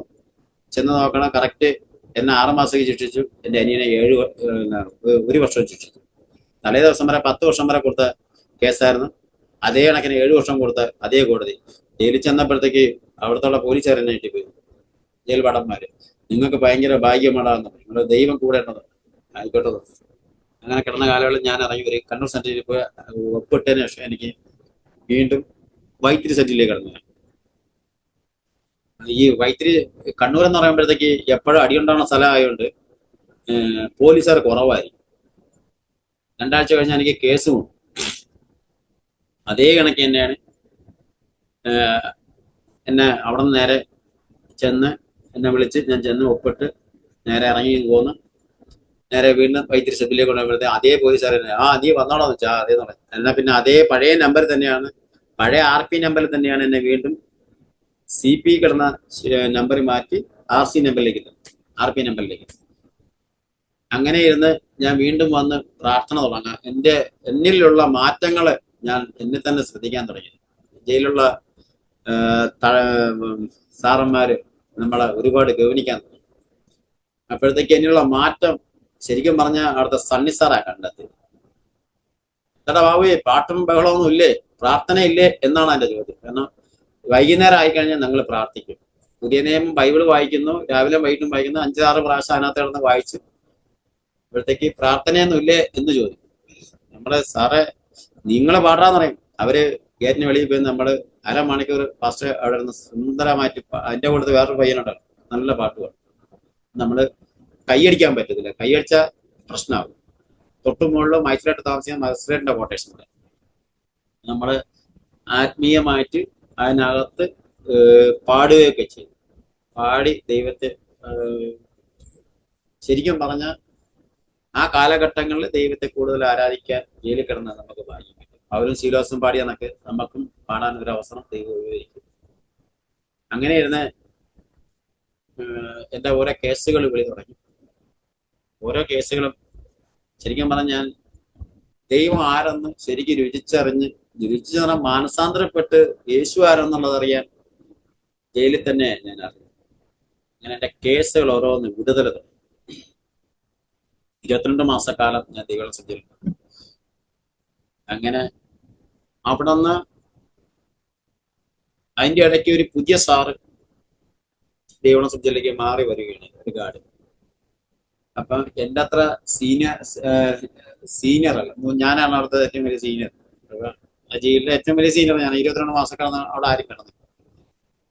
ഈ സാറ് വന്ന് 3-ാം മാസമായപ്പോഴത്തേക്ക് ഒരു കാരണമല്ലാതെ മുഖത്ത് പിടിച്ചിട്ട് എനിക്കൊരു 3-4 കുത്തം. ഉടനെ അന്ന് ഏട്ട് സാറില്ല, സൂപ്പറിന്റെ സാറുമില്ല. സൂപ്പറിന്റെ സാറും ഏട്ട് സാറിനോട് എന്നെ തല്ലാൻ സമ്മതിപ്പിക്കത്തില്ല. കാരണം അവർക്ക് അത്രയും വലിയ ഒരു മനുഷ്യനില്ല. കാരണം ദൈവം തന്ന ഒരു ദാനമാണ്. എനിക്ക് പുറത്തൊക്കെ എവിടെ വേണമെങ്കിൽ പോകാം. അപ്പൊ എൻ്റെ അടുത്ത് ചോദിക്കടാ, നിങ്ങൾ പുറത്താകും വയറ്റിൽ നിങ്ങൾ ഗേറ്റ് അടക്കിയിട്ട് ഞാൻ ഇവിടെ തന്നെ നിൽക്കില്ല, ഈ അടുത്ത പോലീസ് സ്റ്റേഷനിൽ പോകുന്നു. അങ്ങനെ നിങ്ങൾ എന്നെ പറഞ്ഞു വിട്ടിട്ട് നിങ്ങൾ എന്നെ ചവിട്ടി കൂട്ടാൻ വരും. ശരിക്കും പറഞ്ഞു കഴിഞ്ഞാൽ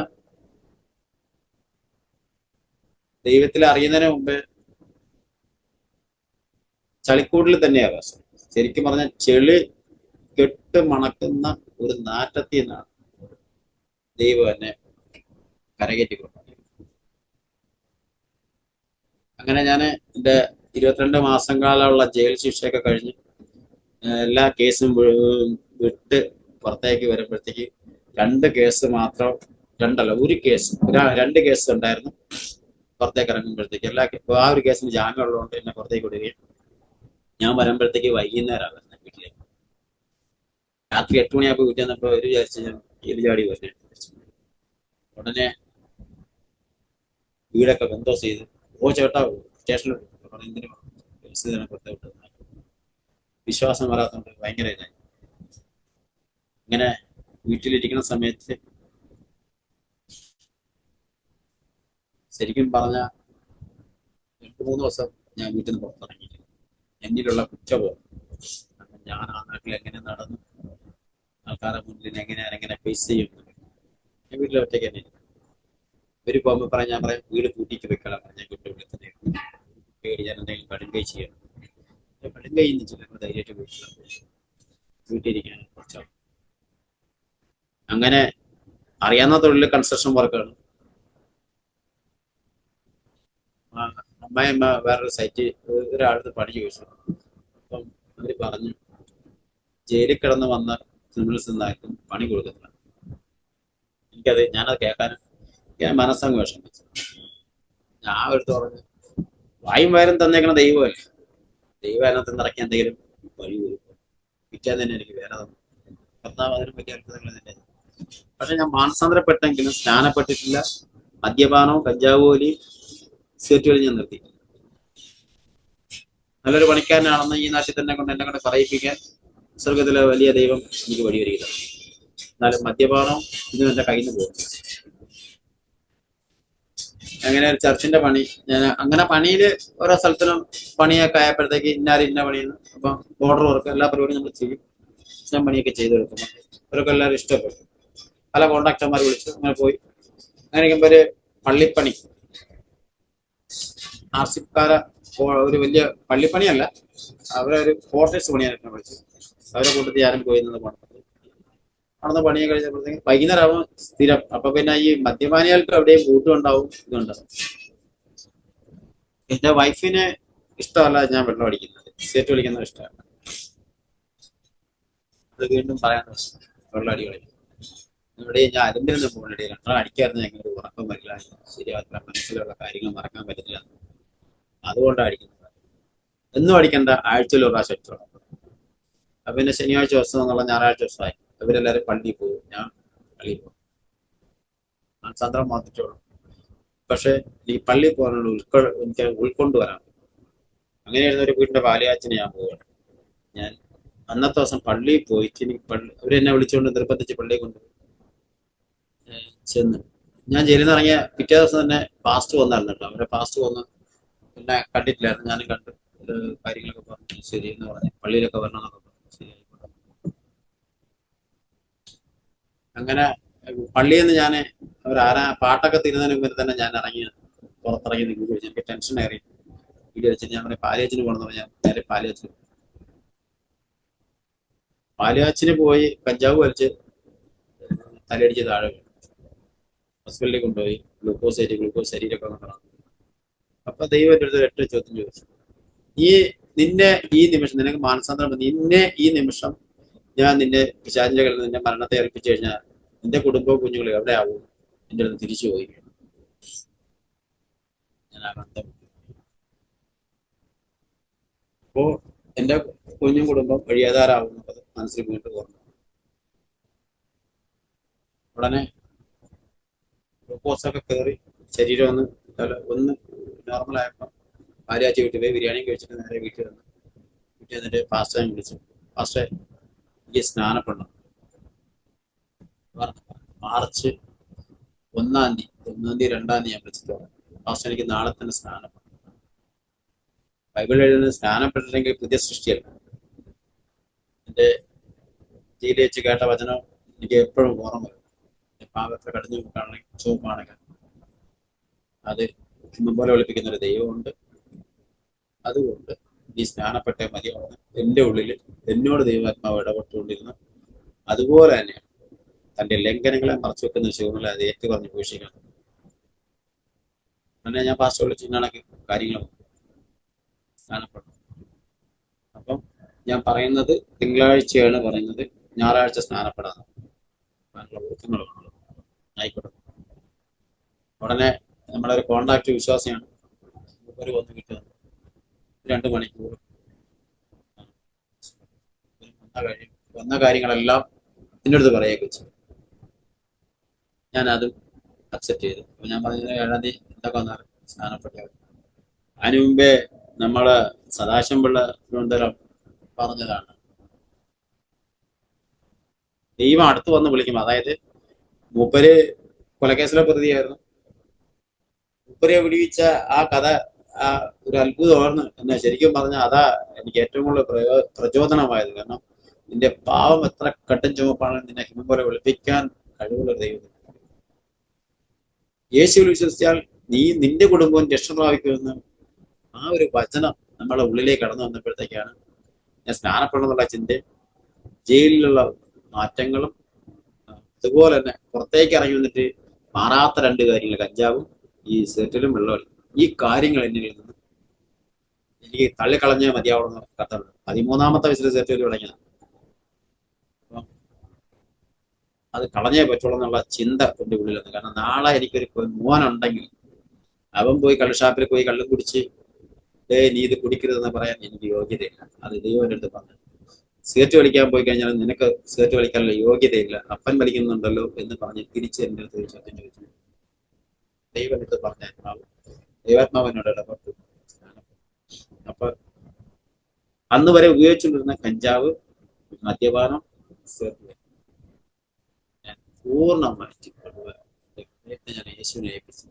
അപ്പൊ ഏൽപ്പിച്ച് സ്നാനപ്പെട്ട് തിരുവനന്തപുരം എടുത്ത് കമ്മ്യൂണിക്കേഷൻ കഴിഞ്ഞ് വീട്ടിലേക്ക് വരുമ്പോഴത്തേക്കും ഈ സ്നാനപ്പെടുന്ന ഏറ്റതേ ഉള്ളൂ.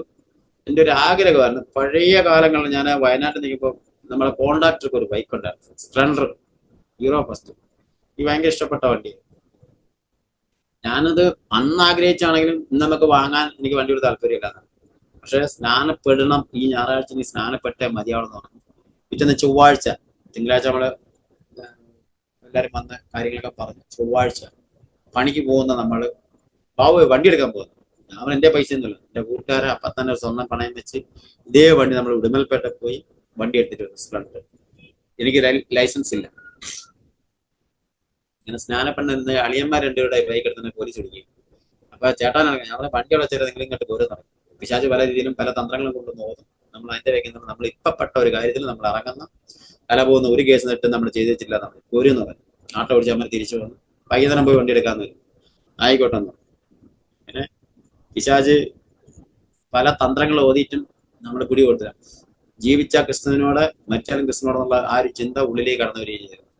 കാരണം ഞാൻ അനുഭവിച്ച അതാണ്, മഹത്വം രക്ഷക സ്തുതി നീനക്കെന്നും ചേറ്റിൽ നിന്നെന്നെ നീ വീണ്ടെടുത്തതിനാൽ സ്തുതിക്കും അങ്ങേ ഞാൻ ആയുസ്സിൽ നാളെല്ലാം നന്ദിയോടാടി വണങ്ങും.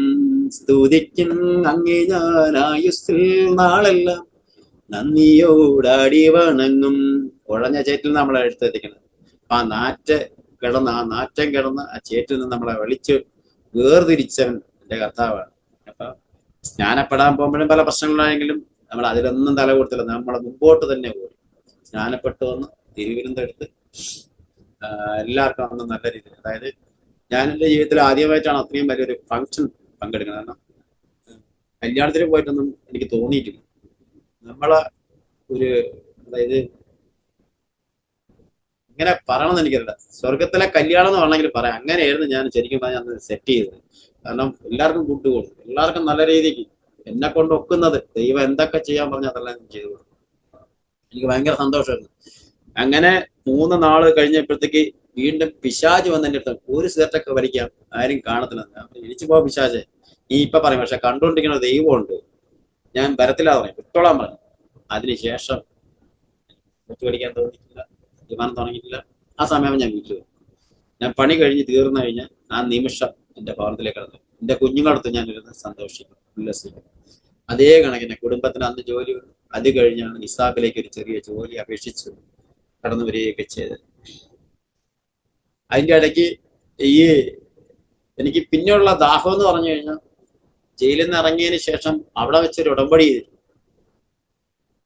ഞാൻ പ്രീസണായിട്ട് ബന്ധപ്പെട്ട് ജയിൽ മിനിസ്റ്റർ ചെയ്യാം എന്നുള്ളൊരു ആയിക്കോട്ടെ എന്ന് പറഞ്ഞാൽ അന്ന് ഇറങ്ങി വന്ന് 1 മാസമൊക്കെ കഴിഞ്ഞ് 2 മാസം കഴിഞ്ഞ് 1 വർഷം കഴിഞ്ഞതിന് ശേഷമാണ് സെക്രസാറ്റയുടെ ഓർമ്മ വരണം. അപ്പൊ ഞാൻ ഓടിച്ചത്, ഞാനൊരു സെക്രസാറ്റയുടെ ഇവിടുന്ന് രാവിലെ 7 മണിക്ക് പോകും, ഒരു 45 കിലോമീറ്റർ ഉണ്ട്. അന്ന് ബൈക്ക് കൊണ്ട് പോവാണ്. അപ്പോൾ ചെന്നപ്പോഴത്തേക്കും നമ്മളെ സഹോദര മീറ്റിംഗ് കഴിഞ്ഞ് പോയി. ഫസ്റ്റ് അന്ന് അവർക്ക് രാവിലെ 9 മണി തൊട്ട് 10 മണി, 1 മണിക്കൂറാണ് ടൈം ഉണ്ട്. 10 മണിയായി പോയി. പിന്നെ 11 എണീറ്റ് വേറെ ടീം, ഞാൻ വേറെ RC കാറുണ്ട്, ഞാൻ അവരുടെ അടുത്ത് കയറിയില്ല. ഞാൻ നേരെ ഇങ്ങ് പോകുന്നു. പിറ്റേ സെക്രട്ടറിക്ക് വീണ്ടും ഞാൻ നേരത്തെ ഇവിടുന്ന് ഒരു 6 മണിക്ക് ഇറങ്ങി അവിടെ ഒരു 7:30 8 മണിയൊക്കെ എത്തി. കാത്തു കിട്ടിയിരുന്ന പറയണം, ഈ അങ്കിളിനെ കണ്ട്, നിങ്ങളെ പ്രൈസിലോട്ട് തുടങ്ങി ചെന്ന് എന്നാ വിശേഷം, സുഖമായിരിക്കും, ഞാൻ ചെയ്ത് തുടങ്ങി എന്നുള്ള കാര്യങ്ങളൊക്കെ പറഞ്ഞു. ഞാനും ഉണ്ട് നിങ്ങളുടെ മീറ്റിംഗ്. അപ്പൊ കയറിക്കോന്ന് പറഞ്ഞു.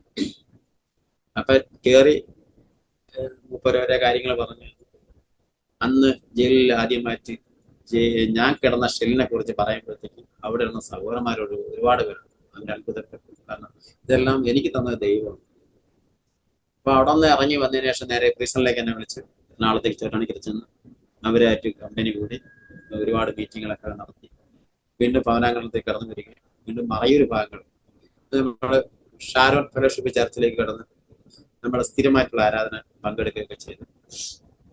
അങ്ങനെ ഇരിക്കുന്ന സമയത്താണ് ശരിക്കും പരസ്യയോഗം നമ്മളെ കൊണ്ട്, ഞാൻ ഇടയ്ക്കിടയ്ക്ക് നമ്മളെ പാസ്റ്റടുത്ത്, ആദ്യം ഇരുന്ന പാസ്റ്റടുത്ത് പറയും, ആടിനെ കെട്ടണം, ആടിനെ ഇറക്കി ടൗണിലൊക്കെ കൊണ്ട് മേയാൻ വിടണം, ഇല്ലെങ്കിൽ ശരിയാകത്തില്ല എന്ന് ഞാൻ എൻ്റെ അനുഭവ സാക്ഷ്യം പറയുമ്പോൾ, ഞാൻ ഈ സാക്ഷ്യം പറയുന്ന സമയത്ത് ഞാൻ ഇടയ്ക്ക് പറയും.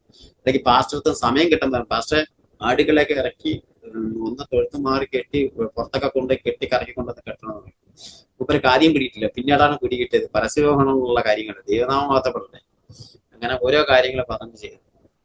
അങ്ങനെ ഇരുന്നപ്പോഴത്തേക്ക് എനിക്ക് വീടില്ല. ഞാനും എൻ്റെ കുടുംബമൊക്കെ ശരിക്കും പറഞ്ഞാൽ ചില സമയങ്ങളിൽ കിടന്ന സ്ഥലം എന്ന് പറഞ്ഞു കഴിഞ്ഞാൽ ഈ പശുവിനെ കെട്ടുന്ന തൊഴുത്തില്ല കിടന്നു. നമുക്ക് ഭവനമില്ല, പശുവിനെ കെട്ടുന്ന തൊഴുത്തിൽ പശു നമ്മളെ നോക്കും, പശുവിനെ പിടിച്ച് അകത്ത് പുറത്ത് കെട്ടും, നമ്മൾ അതിനകത്ത് കിടക്കും. അങ്ങനെ ഇരുന്ന പ്രാർത്ഥന വീണ്ടും കൂടി ശക്തമായിട്ട് സ്നാനപ്പെട്ടതിന് ശേഷം നല്ല ശക്തമായ പ്രാർത്ഥന വന്നു.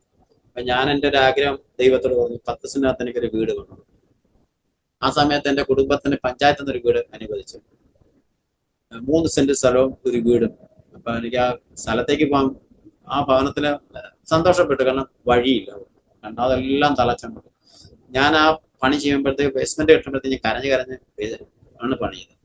ഞാൻ അവിടെ നിന്ന് പ്രാർത്ഥിച്ചു, എനിക്ക് ഇങ്ങനത്തെ വീടല്ല എനിക്ക് ആവശ്യം, 10 സെന്റിനകത്തൊരു വീട് വേണം എന്ന് കരഞ്ഞ് ദൈവത്തോട് പ്രാർത്ഥിച്ചു. ഒരു പോലും മുടക്കാതെ തന്നെ ലോൺ എടുത്ത് നിങ്ങൾ പൈസ എന്നായെന്ന് പറഞ്ഞു ഒരാൾ 10 സൺഡേ സ്കൂൾ ഭവനത്തെ നിർമ്മിച്ചു.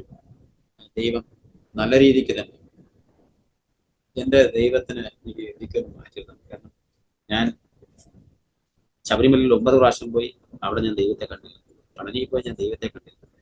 പല പല അമ്പലങ്ങളിൽ ഞാൻ ദൈവത്തെ കണ്ടു. പക്ഷേ ഹൃദയം തുറന്നു നോക്കുന്ന ഒരു ദൈവത്തെ ദൈവത്തിന്റെ കയ്യിൽ ഏൽപ്പിച്ചപ്പോൾ ദൈവം ഞങ്ങളെ ശുദ്ധീകരിച്ച് ദേശത്ത് അനുഗ്രഹമായി നിർത്തിയിരിക്കുന്നു. എത്ര പറഞ്ഞാൽ ദൈവം അത്ഭുതങ്ങൾ ചെയ്യണം. കാരണം ദൈവത്തിന് വേണ്ടി ഓടണം. എൻ്റെ ഒരു ആഗ്രഹം അത് മാത്രമാണ്.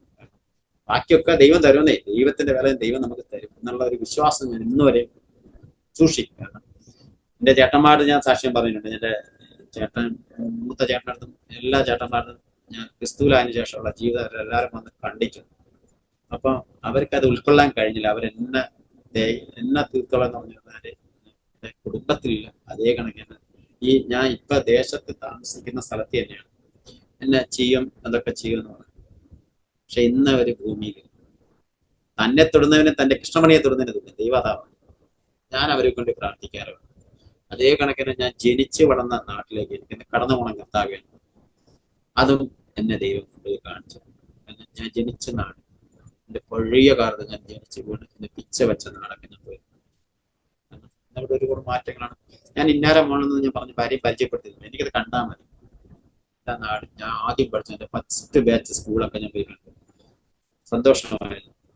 ഇതൊക്കെ ഞാൻ ഈ ക്രിസ്തുവിൽ വന്നതിന് ശേഷമാണ് കിട്ടി. കാരണം ഇല്ലെങ്കിൽ എന്നെ കൊണ്ട് പറ്റത്തില്ല. കാരണം ഇല്ലെങ്കിൽ ഒന്നീ ഫോറസ്റ്റുകാർ വിളിച്ചോളും, ഇല്ലെങ്കിൽ പോലീസുകാർ, ഇല്ലെങ്കിൽ നാട്ടുകാർ. ഇല്ല രണ്ടിലും എൻ്റെ ഞാൻ മണ്ണോട് മണ്ണായി. ഇന്ന് നിലനിൽക്കുന്നത് എന്നെ ദൈവം എത്രത്തോളം എനിക്ക് വഴി നടത്തുക.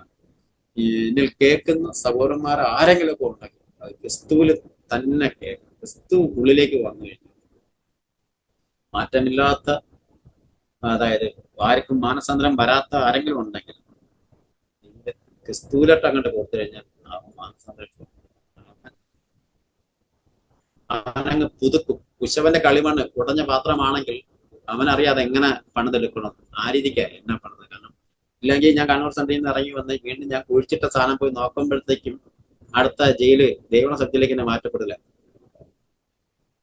അപ്പൊ ഞാൻ വീണ്ടും പണിയാനുണ്ട് എന്നുള്ള ചിന്തയിലല്ലേ എന്നെ വീണ്ടും 22 മാസക്കാലം എന്നെ ദൈവ സത്യത്തിലേക്ക്. അപ്പൊ പോലീസുകാർക്ക് എന്നെ നന്നാക്കാൻ പറ്റില്ല, ഫോറസ്റ്റുകാർക്ക് എന്നെ നന്നാക്കാൻ പറ്റില്ല. ജയിലിൽ കിടക്കുന്ന ഇരുമ്പഴികൾക്കുള്ള നിങ്ങളെ നന്നാക്കാൻ കഴിയും. പക്ഷെ നന്നാക്കാൻ കഴിവുള്ള ഒരുത്തനുണ്ട്, അത് കർത്താവ് യേശു മാത്രം. അത് എത്ര പറഞ്ഞാലും നമ്മളെ നാക്കും ഹൃദയവും അടങ്ങിയിരിക്കും. കഴിഞ്ഞ ആഴ്ചയും കൂടെ ഒരാളടുത്ത് ഞാൻ പറഞ്ഞു ഒരൊറ്റ ഒരു കാര്യം, അവനൊരു പുതിയ നിയമമുണ്ട്, എന്നാൽ തന്നെ വേറൊരാളും കൊണ്ട് കൊടുക്കുകയും ചെയ്തു. കാരണം നമ്മളറിഞ്ഞ് രുചിക്കുന്ന ഓരോ ടേസ്റ്റ് കർത്താവല്ലാതെ വേറെ ആരാളും നമ്മള് ജീവനുള്ള ദൈവത്തില്ലേ ആരാധിക്കും, മരിച്ച് ഉയർത്തെഴുന്നേറ്റാണല്ലോ നമ്മൾ ആരാധിക്കുന്നത്. ഒരു സമയം നാട്ടില് വീട്ടിലും വേണ്ടാത്ത ഞങ്ങള് ഇന്ന് അവിടെയൊക്കെ കണ്ണിലുണ്ണിയായിട്ട് നമ്മളെ നോക്കുന്നു. അത് തന്നെ വലിയ അത്ഭുതമല്ലേ ബസ്. അപ്പൊ ഇത്രത്തോളം വഴി നടത്തി ഞങ്ങൾ നമുക്ക് പുകഴുവാനില്ല. എല്ലാം അങ്ങനത്തെ ദാനം തന്നെയാണ്. പഠിപ്പില് ശരിക്കും പറഞ്ഞാൽ എനിക്ക് പഠിക്കുമായിരുന്നു, എങ്ങനെ പഠിച്ചാലും എനിക്ക് പഠിക്കും. പക്ഷെ അത്യാവശ്യം എല്ലായിടത്തും സംസാരിക്കാനുള്ള കഴിവ് ദൈവം.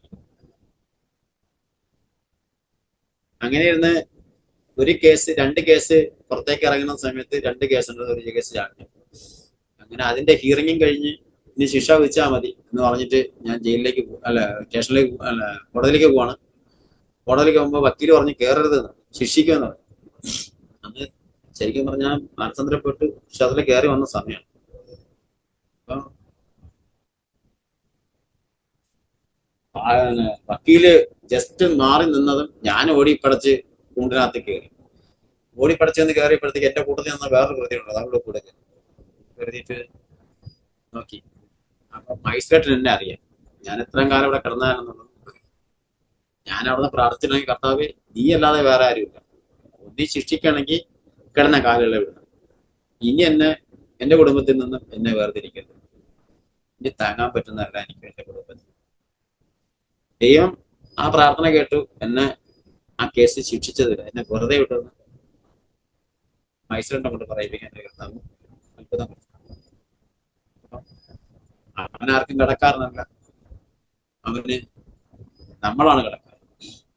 നമ്മളെ ഇന്ന് നാളെ ചെയ്യാം, ഇന്ന് ചെയ്താലും നാളെ ചെയ്യാം. അങ്ങനെ ആവരുത്. കർത്താവിന് വേണ്ടി ഓടുമ്പോൾ നല്ല രീതിക്ക് ഓടുകയാണെങ്കിൽ പൗലോസ് പറഞ്ഞ നമുക്ക് ഓട്ടം തികച്ചു എന്ന് പറയാൻ നമുക്ക് കഴിയുന്നത്. നമ്മൾ എത്രത്തോളം ജീവന്റെ അവസാന ശ്വാസം വരെ നമുക്ക് ഇതൊക്കെ ജയിലിൽ കിടന്ന് ദൈവത്തെ അറിഞ്ഞോണ്ട് നമ്മൾ അറിഞ്ഞ ദൈവം വേറെ, കർത്താവും ജയിലിൽ കിടന്നവർ തെറ്റ് ചെയ്യാതെ വരും. നമ്മൾ തെറ്റ് ചെയ്തിട്ടുണ്ട്. ആ തൂക്കുമരത്തിലേക്ക് കൊണ്ടുപോകുമ്പോൾ ഇടവും മരം രണ്ട് കള്ളന്മാരെ അതിന് അപ്പ വന്ന മാനസാന്തരത്തിൽ പ്രദേശത്തിലിരിക്കുന്ന ആ ഒരു കള്ളന്റെ സ്വഭാവം നമുക്ക് തന്നുള്ളൂ. നമ്മളെ ഉള്ളിൽ കർത്താവ് ആ തീ പൊരി ഊരി ഊരി ഊരി ആകാശമുള്ളതായി ദേശത്തിലെ പല സ്ഥലങ്ങളിൽ കർത്താവിന്റെ വേല ചെയ്തുകൊണ്ടിരിക്കുന്നു. ഈ ദിവസങ്ങളിൽ അർശീവങ്ങളും നമ്മളെ കർത്തദാസൻ നമ്മളെ വിളിച്ചുകൊണ്ടുപോയി ഓരോ സ്ഥലങ്ങളിലും ദൈവം ചെയ്യിപ്പിക്കുന്നു. അതുപോലെ തന്നെ കർത്താവിന്റെ ദാസൻ മാത്രമല്ല, പല പല പാസ്റ്റർമാരും ഈ നമ്മുടെ ഭാഗത്തേക്ക് തന്നെ കോർഡിനേറ്റ് ചെയ്യുന്ന ഒരുപാട് പാസ്റ്റർമാരുണ്ട്. അവരെല്ലാവരും കടന്നു വരുന്നുണ്ട്. അവർക്കെല്ലാം എന്നെ കൊണ്ട് ദൈവനാമത്തിൽ ചെയ്യാൻ പറ്റുന്നത്. അതുപോലെ തന്നെ ഭവനം പണി തീർന്നതിന്റെ അന്ന് ഇനാഗ്രേഷനെ കഴിഞ്ഞ് പിറ്റേ നവംബറിൽ ഒക്ടോബറിൽ പാല് വെച്ചെന്ന് ജനുവരിയില് മുറ്റത്തെ കൺവെൻഷൻ വെച്ച് തുടങ്ങിയിട്ടുണ്ട്. ഇന്നതുവരെ മുടക്കം വരാതെ ദൈവം അത് നടത്തിക്കൊണ്ടുപോകും. അതുകൊണ്ട് ചർച്ചിൽ ചെറിയൊരു തൂണായിട്ട് ഞാൻ നിൽക്കുന്നുണ്ട്. എന്ത് പറഞ്ഞാലും എല്ലാ കാര്യങ്ങളും ഓടുന്നുണ്ട്. അതെല്ലാം ദൈവം എനിക്ക് തന്നതാണ്. പണ്ട് ഞാൻ അമ്പലങ്ങൾക്ക് വേണ്ടിയായിരുന്നു ഓടിയത്. പക്ഷേ ദൈവം ആയുസ്സുള്ള കാലം, ആരോഗ്യം ആയുസ്സുള്ള കാലം വരെ ഞാൻ ദൈവത്തിനാണ്. കാരണം എന്നെ അത്രത്തോളം ഞാൻ അഴുക്ക് ചാലായിരുന്നു. എന്നെ എത്രത്തോളം മാറ്റി തന്ന് എത്ര വയസ്സ് വരെ ഞാൻ ജീവിച്ചിരിക്കുന്നത് എന്നെ അവർ തന്നതാണ്. ഇല്ലെങ്കിൽ ഈ മറയൂർ ഭാഗത്ത് പാസൊക്കെ വരുമ്പോൾ മനസ്സിലാവും. അങ്ങനത്തെ ഒരു ഏരിയ ഫുൾ നമ്മളെ കാശ്മീരി പോലെയാണ്. Powerful area. കേരളത്തിലെ ഏറ്റവും വലിയ സ്റ്റോറൂമാണ്. മൊത്തം ചന്ദനമാണ്. അപ്പം സന്ധ്യ കഴിഞ്ഞ് പുറത്തേക്ക് ഇറക്കി കഴിഞ്ഞാൽ ഒരു ആ നിമിഷം അവനെ കൊണ്ടുപോകും. എന്റെ കല്യാണത്തിന്റെ തലേ ദിവസം വരെ ഞാൻ കല്യാണ മണ്ഡലത്തിൽ പോയി ചെല്ലുമ്പോൾ പിന്നെ ഫോറസ്റ്റുകാർ പിടിച്ച് നീ കയറിക്കൊന്നെ അവിടെ പറ്റത്തില്ല, തന്നെ നാളെ കല്യാണമുണ്ട്. അങ്ങനെ അവർ അന്വേഷിച്ചു. എന്നെ സ്റ്റേഷനിൽ കൊണ്ടുപോയിട്ട് തിരിച്ചു കൊണ്ടുവരും. നടന്നു വെക്കണം. നടത്തി വിട്ടവന്മാരാണ് ഫോറസ്റ്റുകാർ. അതിൽ നിന്നൊക്കെ എനിക്ക്, അതായത് അന്നത്തെ കാലം ദൈവത്തിൽ വന്നതിന് ശേഷം ഇന്ന് അവരെ ഉള്ളിൽ കൂടെ അവരെ ഓഫീസിൽ അവരെ കാട്ടിക്കൂടെ എനിക്ക് പോകാം. ഞാൻ ഇന്നൊരു തെറ്റ് ചെയ്യും, ഞാൻ ചെയ്യത്തില്ല എന്ന് എന്റെ ദൈവം പറഞ്ഞു. ഞാൻ ചെയ്യുന്നു തീരുമാനം. ജയിലിൽ കിടന്നെടുത്ത് ആ ജയിലിലുള്ള ശിക്ഷാ കാര്യങ്ങൾ, അതായത് ഞാൻ കിടക്കണ സമയത്ത് ചന്ദന കേസ് മറയൂരിന്ന് ശിക്ഷിച്ചു പോണത് അതേ സാറ് എന്നെ വിട്ട് അതേ മജിസ്ട്രേറ്റ് എല്ലാവർക്കും കൊടുത്തത് 2 വർഷം 2 വർഷം ശിക്ഷ. എന്റെ കൂട്ടുകാരന്മാർ വരെ 2 വർഷം 2 വർഷം. എവിടെ? കണ്ണൂർ സെൻട്രലിലേക്ക് എവിടെ? ഈ ഒരു സെൻട്രൽ ജയിലിലേക്കോ തിരുവനന്തപുരം ജയിലിലേക്കല്ല, കണ്ണൂർ സെൻട്രൽ ജയിലിലേക്കാണ്. കണ്ണൂർ സെൻട്രലിൽ ഈ കേസിന് ചിലപ്പോൾ അടിയും. പക്ഷെ എന്നെ ദൈവം അങ്ങോട്ടേക്ക് വിട്ടില്ല. കിടന്ന കാലങ്ങളിൽ എല്ലാ കേസുകളും എനിക്ക് പുറത്തേക്ക് കിട്ടും. അപ്പൊ ഈ നാട്ടിലുള്ള എല്ലാവരും എന്നെ പറഞ്ഞാൽ, പക്ഷെ ഇന്ന് എന്നെ എല്ലാവരും സ്നേഹിച്ചു. ഇന്ന് നല്ല രീതിക്ക് എന്നെ സ്നേഹിക്കും. കാരണം അത് തന്നത് ദൈവം. എന്നെ വെട്ടുമെന്ന് പറഞ്ഞു, എന്നെ പൊട്ടിക്കൊല്ലുമെന്ന് ഇതേ നാട്ടിൽ ഇന്നവരാരും ഈ ഭൂമിയിലില്ല. അത് ദൈവമാണോ? ഞങ്ങളല്ല. ഇനിമാനാരാണ്? ദൈവമല്ലത് പറയാം. അപ്പൊ ആ നിലയ്ക്ക് നോക്കുമ്പോഴത്തേക്ക് ഇന്ന് ദൈവം എന്നെ നല്ല രീതിക്കാണ് ബലപ്പെടുത്തിയാൽ നടത്തിക്കണം. കാരണം ശത്രുക്കള് നമ്മളെ കൂട്ടുകാരായി. ഇന്ന് ഈ ദേശത്ത് പണ്ടുള്ള ഞാൻ മദ്യപാനം നിർത്തിയപ്പോഴത്തേക്ക് എല്ലാ കൂട്ടുകാരും പിരിഞ്ഞു പോയി. കൂട്ടുകെട്ടെല്ലാം പിരിഞ്ഞു പോയപ്പോഴത്തേക്ക് ഇനി അവനടുത്ത് കൂട്ടുകൂടണ്ട, ഇനി അവൻ മദ്യപാനത്തിന് വരുന്നില്ലല്ലോ, അതുകൊണ്ട് അവനെ കുറിച്ച് കൂട്ടുവേണ്ട. അങ്ങനത്തെ കൂട്ടുകെട്ടൊന്നും എനിക്ക് വേണ്ട എന്ന് തന്നെ പറയും. ചായ വേണം നമ്മൾ വാങ്ങിക്കൊടുക്കും, മദ്യം വാങ്ങി കൊടുക്കാൻ പറയും. മദ്യം വാങ്ങിക്കൊടുക്കും, ചായ വേണം, ഫുഡ് വേണം, നമ്മൾ വാങ്ങിക്കും. ഞാൻ ഇപ്പുറത്തോട്ട് നീ ചോദിക്കും ഷർട്ട് പോലും ഞാൻ വാങ്ങിക്കൊടുക്കില്ല ഫസ്റ്റ്. കാരണം നമ്മൾ അതിൽ നിന്ന് കരകയറി വന്നത്. വീണ്ടും നമ്മൾ അതിലോട്ട് പോയി കഴിഞ്ഞാൽ നമ്മളും ദൈവം തമ്മിലുള്ള ബന്ധം കുറഞ്ഞു. നമ്മൾ മുറിയാതെ നമ്മൾ നോക്കണം. അത് ഞാൻ എപ്പോഴും കുടുംബത്തും പറയുന്ന ഒരു കാര്യമാണ്. സന്ധ്യ ആകുമ്പോൾ കഴിഞ്ഞാൽ കറക്റ്റ് 7:30 പ്രയറിന് ഇരുന്നോളണം. കുടുംബ പ്രാർത്ഥന അത് മെയിൻ. 8:45 പ്രയർ വെക്കും കറക്റ്റ് ചർച്ചിൽ. ആ കാര്യങ്ങളൊക്കെ നമ്മളോട് അപ്പൊ അത്രത്തോളം വിശ്വസിക്കുമ്പോൾ ഇപ്പൊ എനിക്ക് വേറൊരു പേരും കൂടെ ഉണ്ട്. അവൻ വിശ്വാസിയാണ്, അവൻ ഒരു പാസ്റ്ററാണ്. ഞാൻ പാസ്റ്റർ അല്ല, പക്ഷെ ഇവരെയൊക്കെ ഉള്ളില് എന്നൊരു പാസ്റ്ററാണ്. തെരുക്കോണിൽ നിന്ന് പ്രസംഗിക്കുന്നുണ്ടല്ലോ പാസ്റ്റർ. അപ്പൊ അത് കേൾക്കുമ്പോഴത്തേക്ക് എനിക്ക് സന്തോഷമാണ്. കാരണം ഈ ജയിൽ മിനിസ്ട്രി ചെയ്യുന്ന സമയത്ത് ദേവള സബ്ജയിലേക്ക് ഒരുപാട് ചേട്ടന്മാരും അനിയന്മാരും അതുപോലെ ഈ വയസ്സ് മൂത്തുള്ള എല്ലാ അപ്പന്മാരൊക്കെ വന്ന് പറയും, ചേട്ടാ നിങ്ങൾ വന്ന് പറഞ്ഞു, നിങ്ങൾ അനുഭവസാക്ഷ്യം കേട്ട് ഞാനിപ്പോ പഴയതുപോലെ വിശ്വാസത്തിലേക്ക് കടന്നു വരുന്നു. അടുത്തുള്ള പള്ളി ഇപ്പൊ വെള്ളാടിയില്ല. അതൊക്കെ കേൾക്കുമ്പോൾ നമുക്ക് സന്തോഷം. കാരണം നമ്മുടെ സമയം എങ്ങനെയായിരുന്നു നമ്മളവരെ കുറ്റ പറഞ്ഞു. വെള്ളാടിക്കാരെ ഈ പ്രാർത്ഥന പോകുന്ന ടീമിന് നമ്മൾ കുറ്റ പറഞ്ഞു. അതിൽ നല്ല വേർതിരിച്ച് നിർത്തുമായിരുന്നു. അതിന് ഏറ്റവും വലിയൊരു പുണ്യമല്ല. പക്ഷെ എത്രത്തോളം ഞാൻ ഇന്നലെയൊക്കെ ഈ ശരീരം ഭയങ്കര വേദനയായിരുന്നു. പക്ഷെ ആ സമയം ആയപ്പോൾ കറക്റ്റ് എനിക്ക് കർത്താവ് വഴി തന്നു. ഞാൻ ഇന്നതുവരെ അങ്ങനെയാണ് ജീവിക്കുന്നത്. എനിക്ക് എന്തെങ്കിലും വഴി ഒരുക്കാണ്ടോ അത് കർത്താവ് വഴി ഒരുക്കുന്നത്. ഓക്കെ, ആകട്ടെ ബാബു ബ്രദറെ, ദൈവം നടത്തിയ വഴികളെക്കുറിച്ച് പങ്കുവയ്ക്കാനിടയായി തീർന്നല്ലോ. ടിവിയുടെ പ്രേക്ഷകരോടൊപ്പം ജീവിതത്തിൽ അത്ഭുതകരമായ അനുഭവങ്ങൾ പങ്കുവയ്ക്കുകയായിരുന്നു. യേശുവിനെ അറിയുവാനിടയായി തീർന്ന ആ മുഖാന്തരങ്ങൾ, ജീവിതത്തിൽ കടന്നുപോയതായ പാപത്തിൻ്റെ വഴികൾ, ചേറ്റുകുഴിയുടെ അനുഭവങ്ങൾ ഒക്കെ ദൈവം മാറ്റി ഇന്ന് ദൈവത്തിൻ്റെ സമാധാനവും സന്തോഷവും ആത്മീയ അനുഗ്രഹങ്ങളും ഒക്കെ അനുഭവിക്കുവാൻ ദൈവം വിളിച്ച് വേർതിരിച്ച് ദൈവത്തിന് വേണ്ടി പ്രയോജനപ്പെടുവാൻ ദൈവം ഇന്ന് ഉപയോഗിച്ചു കൊണ്ടിരിക്കുന്നു എന്നുള്ളതായ നല്ല സാക്ഷ്യം കേൾക്കുവാൻ ഇടയായി തീർന്നു. അനേക പാപവഴികളിലൂടെ കടന്നുപോയി. മദ്യപാനം, മയക്കുമരുന്ന്, ലഹരി വസ്തുക്കളുടെ ഉപഭോഗം, പിടിച്ചുപറി, അതുപോലെ തെറ്റായ ജീവിതം, അതുപോലെ ചന്ദനക്കൊള്ള തുടങ്ങിയതായ ഒരുപാട് പാപവഴികൾ ജീവിതത്തിൽ അറിഞ്ഞോ അറിയാതെയോ കൂട്ടുകെട്ടുകളിലൂടെയൊക്കെയോ കടന്നു വന്നു. ജയിൽ ശിക്ഷ അനുഭവിച്ചു. എന്നാൽ അതിൽ നിന്നൊക്കെ വിടുവിക്കപ്പെട്ടവനായി, യേശു കർത്താവിൻ്റെ രക്തം കൊണ്ട് പാപക്കറകളൊക്കെ കഴുകപ്പെട്ടവനായി, സമാധാനവും സന്തോഷവും ലഭിച്ച ഒരു വ്യക്തി എന്ന നിലയിൽ സന്തോഷത്തോടുകൂടി സാക്ഷ്യം പറയുവാൻ സമയം വേർതിരിച്ചതിന് പ്രിയ ബാബുബ്രദറിനുള്ളതായി നന്ദി അറിയിക്കുന്നു. ദൈവമായ കർത്താവ് പ്രിയ ബ്രദറിനെയും കുടുംബത്തെയും പ്രവർത്തന മണ്ഡലങ്ങളെയും അനുഗ്രഹിക്കട്ടെ എന്ന് ആശംസിക്കുന്നു, പ്രാർത്ഥിക്കുന്നു. ഞങ്ങളെ കേട്ടുകൊണ്ടിരിക്കുന്ന മാന്യ പ്രേക്ഷകരുള്ളതായ നന്ദി ഞങ്ങൾ അറിയിക്കുന്നു. നിങ്ങൾക്ക് ഈ സാക്ഷ്യം അനുഗ്രഹമായി തീർന്നു എന്ന് ഞങ്ങൾ പൂർണ്ണമായി വിശ്വസിക്കുകയാണ്.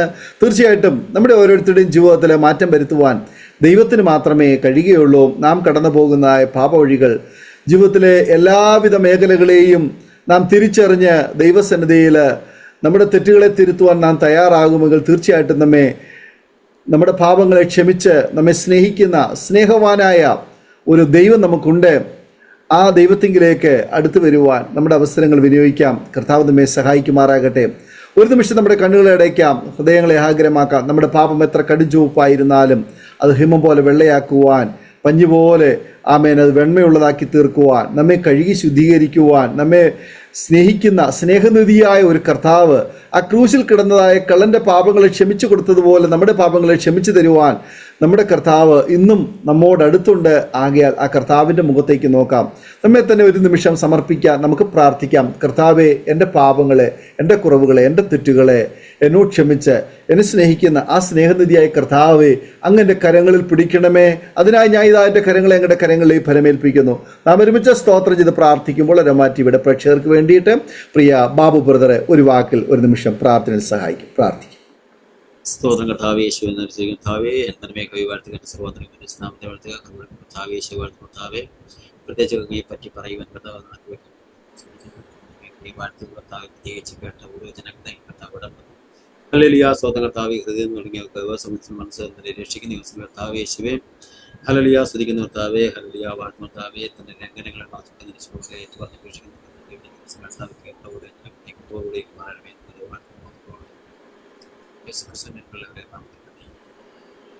ആമേൻ, ആമേൻ. വളരെ നന്ദി പ്രിയ ബാബു ബാലകൃഷ്ണൻ. ഇത്രത്തോളം സമയം ജീവിതത്തിലെ നല്ല അനുഭവങ്ങളും ഓർമ്മക്കുറിപ്പുകളും അരോമാറ്റിയുടെ പ്രേക്ഷകരോടൊപ്പം പങ്കുവയ്ക്കാൻ സമയം വേർതിരിച്ചതിന് പ്രിയ ബ്രദറിനുള്ളതായി നന്ദി സ്നേഹം അറിയിക്കുന്നു. ദൈവമായ കർത്താവ് ധാരാളമായി അനുഗ്രഹിക്കുമാറാകട്ടെ.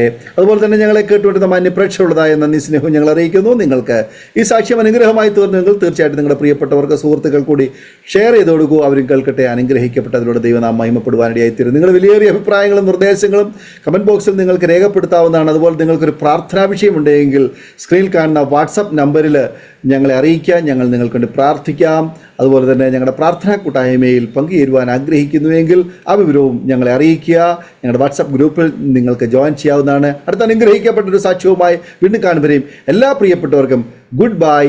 God bless you all. Amen. Amen.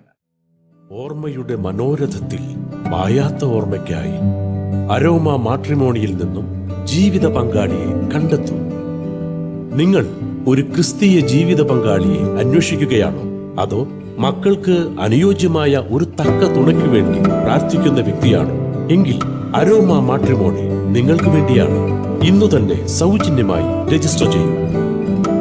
Aroma മാട്രിമോണിയുടെ പ്രത്യേകതകൾ: രജിസ്ട്രേഷൻ തികച്ചും സൗജന്യം. ലോകത്തെവിടെയുമുള്ള അനുയോജ്യമായ ക്രിസ്തീയ ജീവിത പങ്കാളിയെ തിരഞ്ഞെടുക്കാം. വിവാഹം നടക്കുന്നതുവരെ സർവീസ് ലഭിക്കുന്നു. ഏറ്റവും ചെറിയ പാക്കേജുകളും തിരഞ്ഞെടുക്കാം. അരോമ മാട്രിമോണി നിങ്ങൾക്കായി ഒരുക്കുന്നു വിവാഹം പരമാനന്ദം. Email aroma matrimony2020@gmail.com.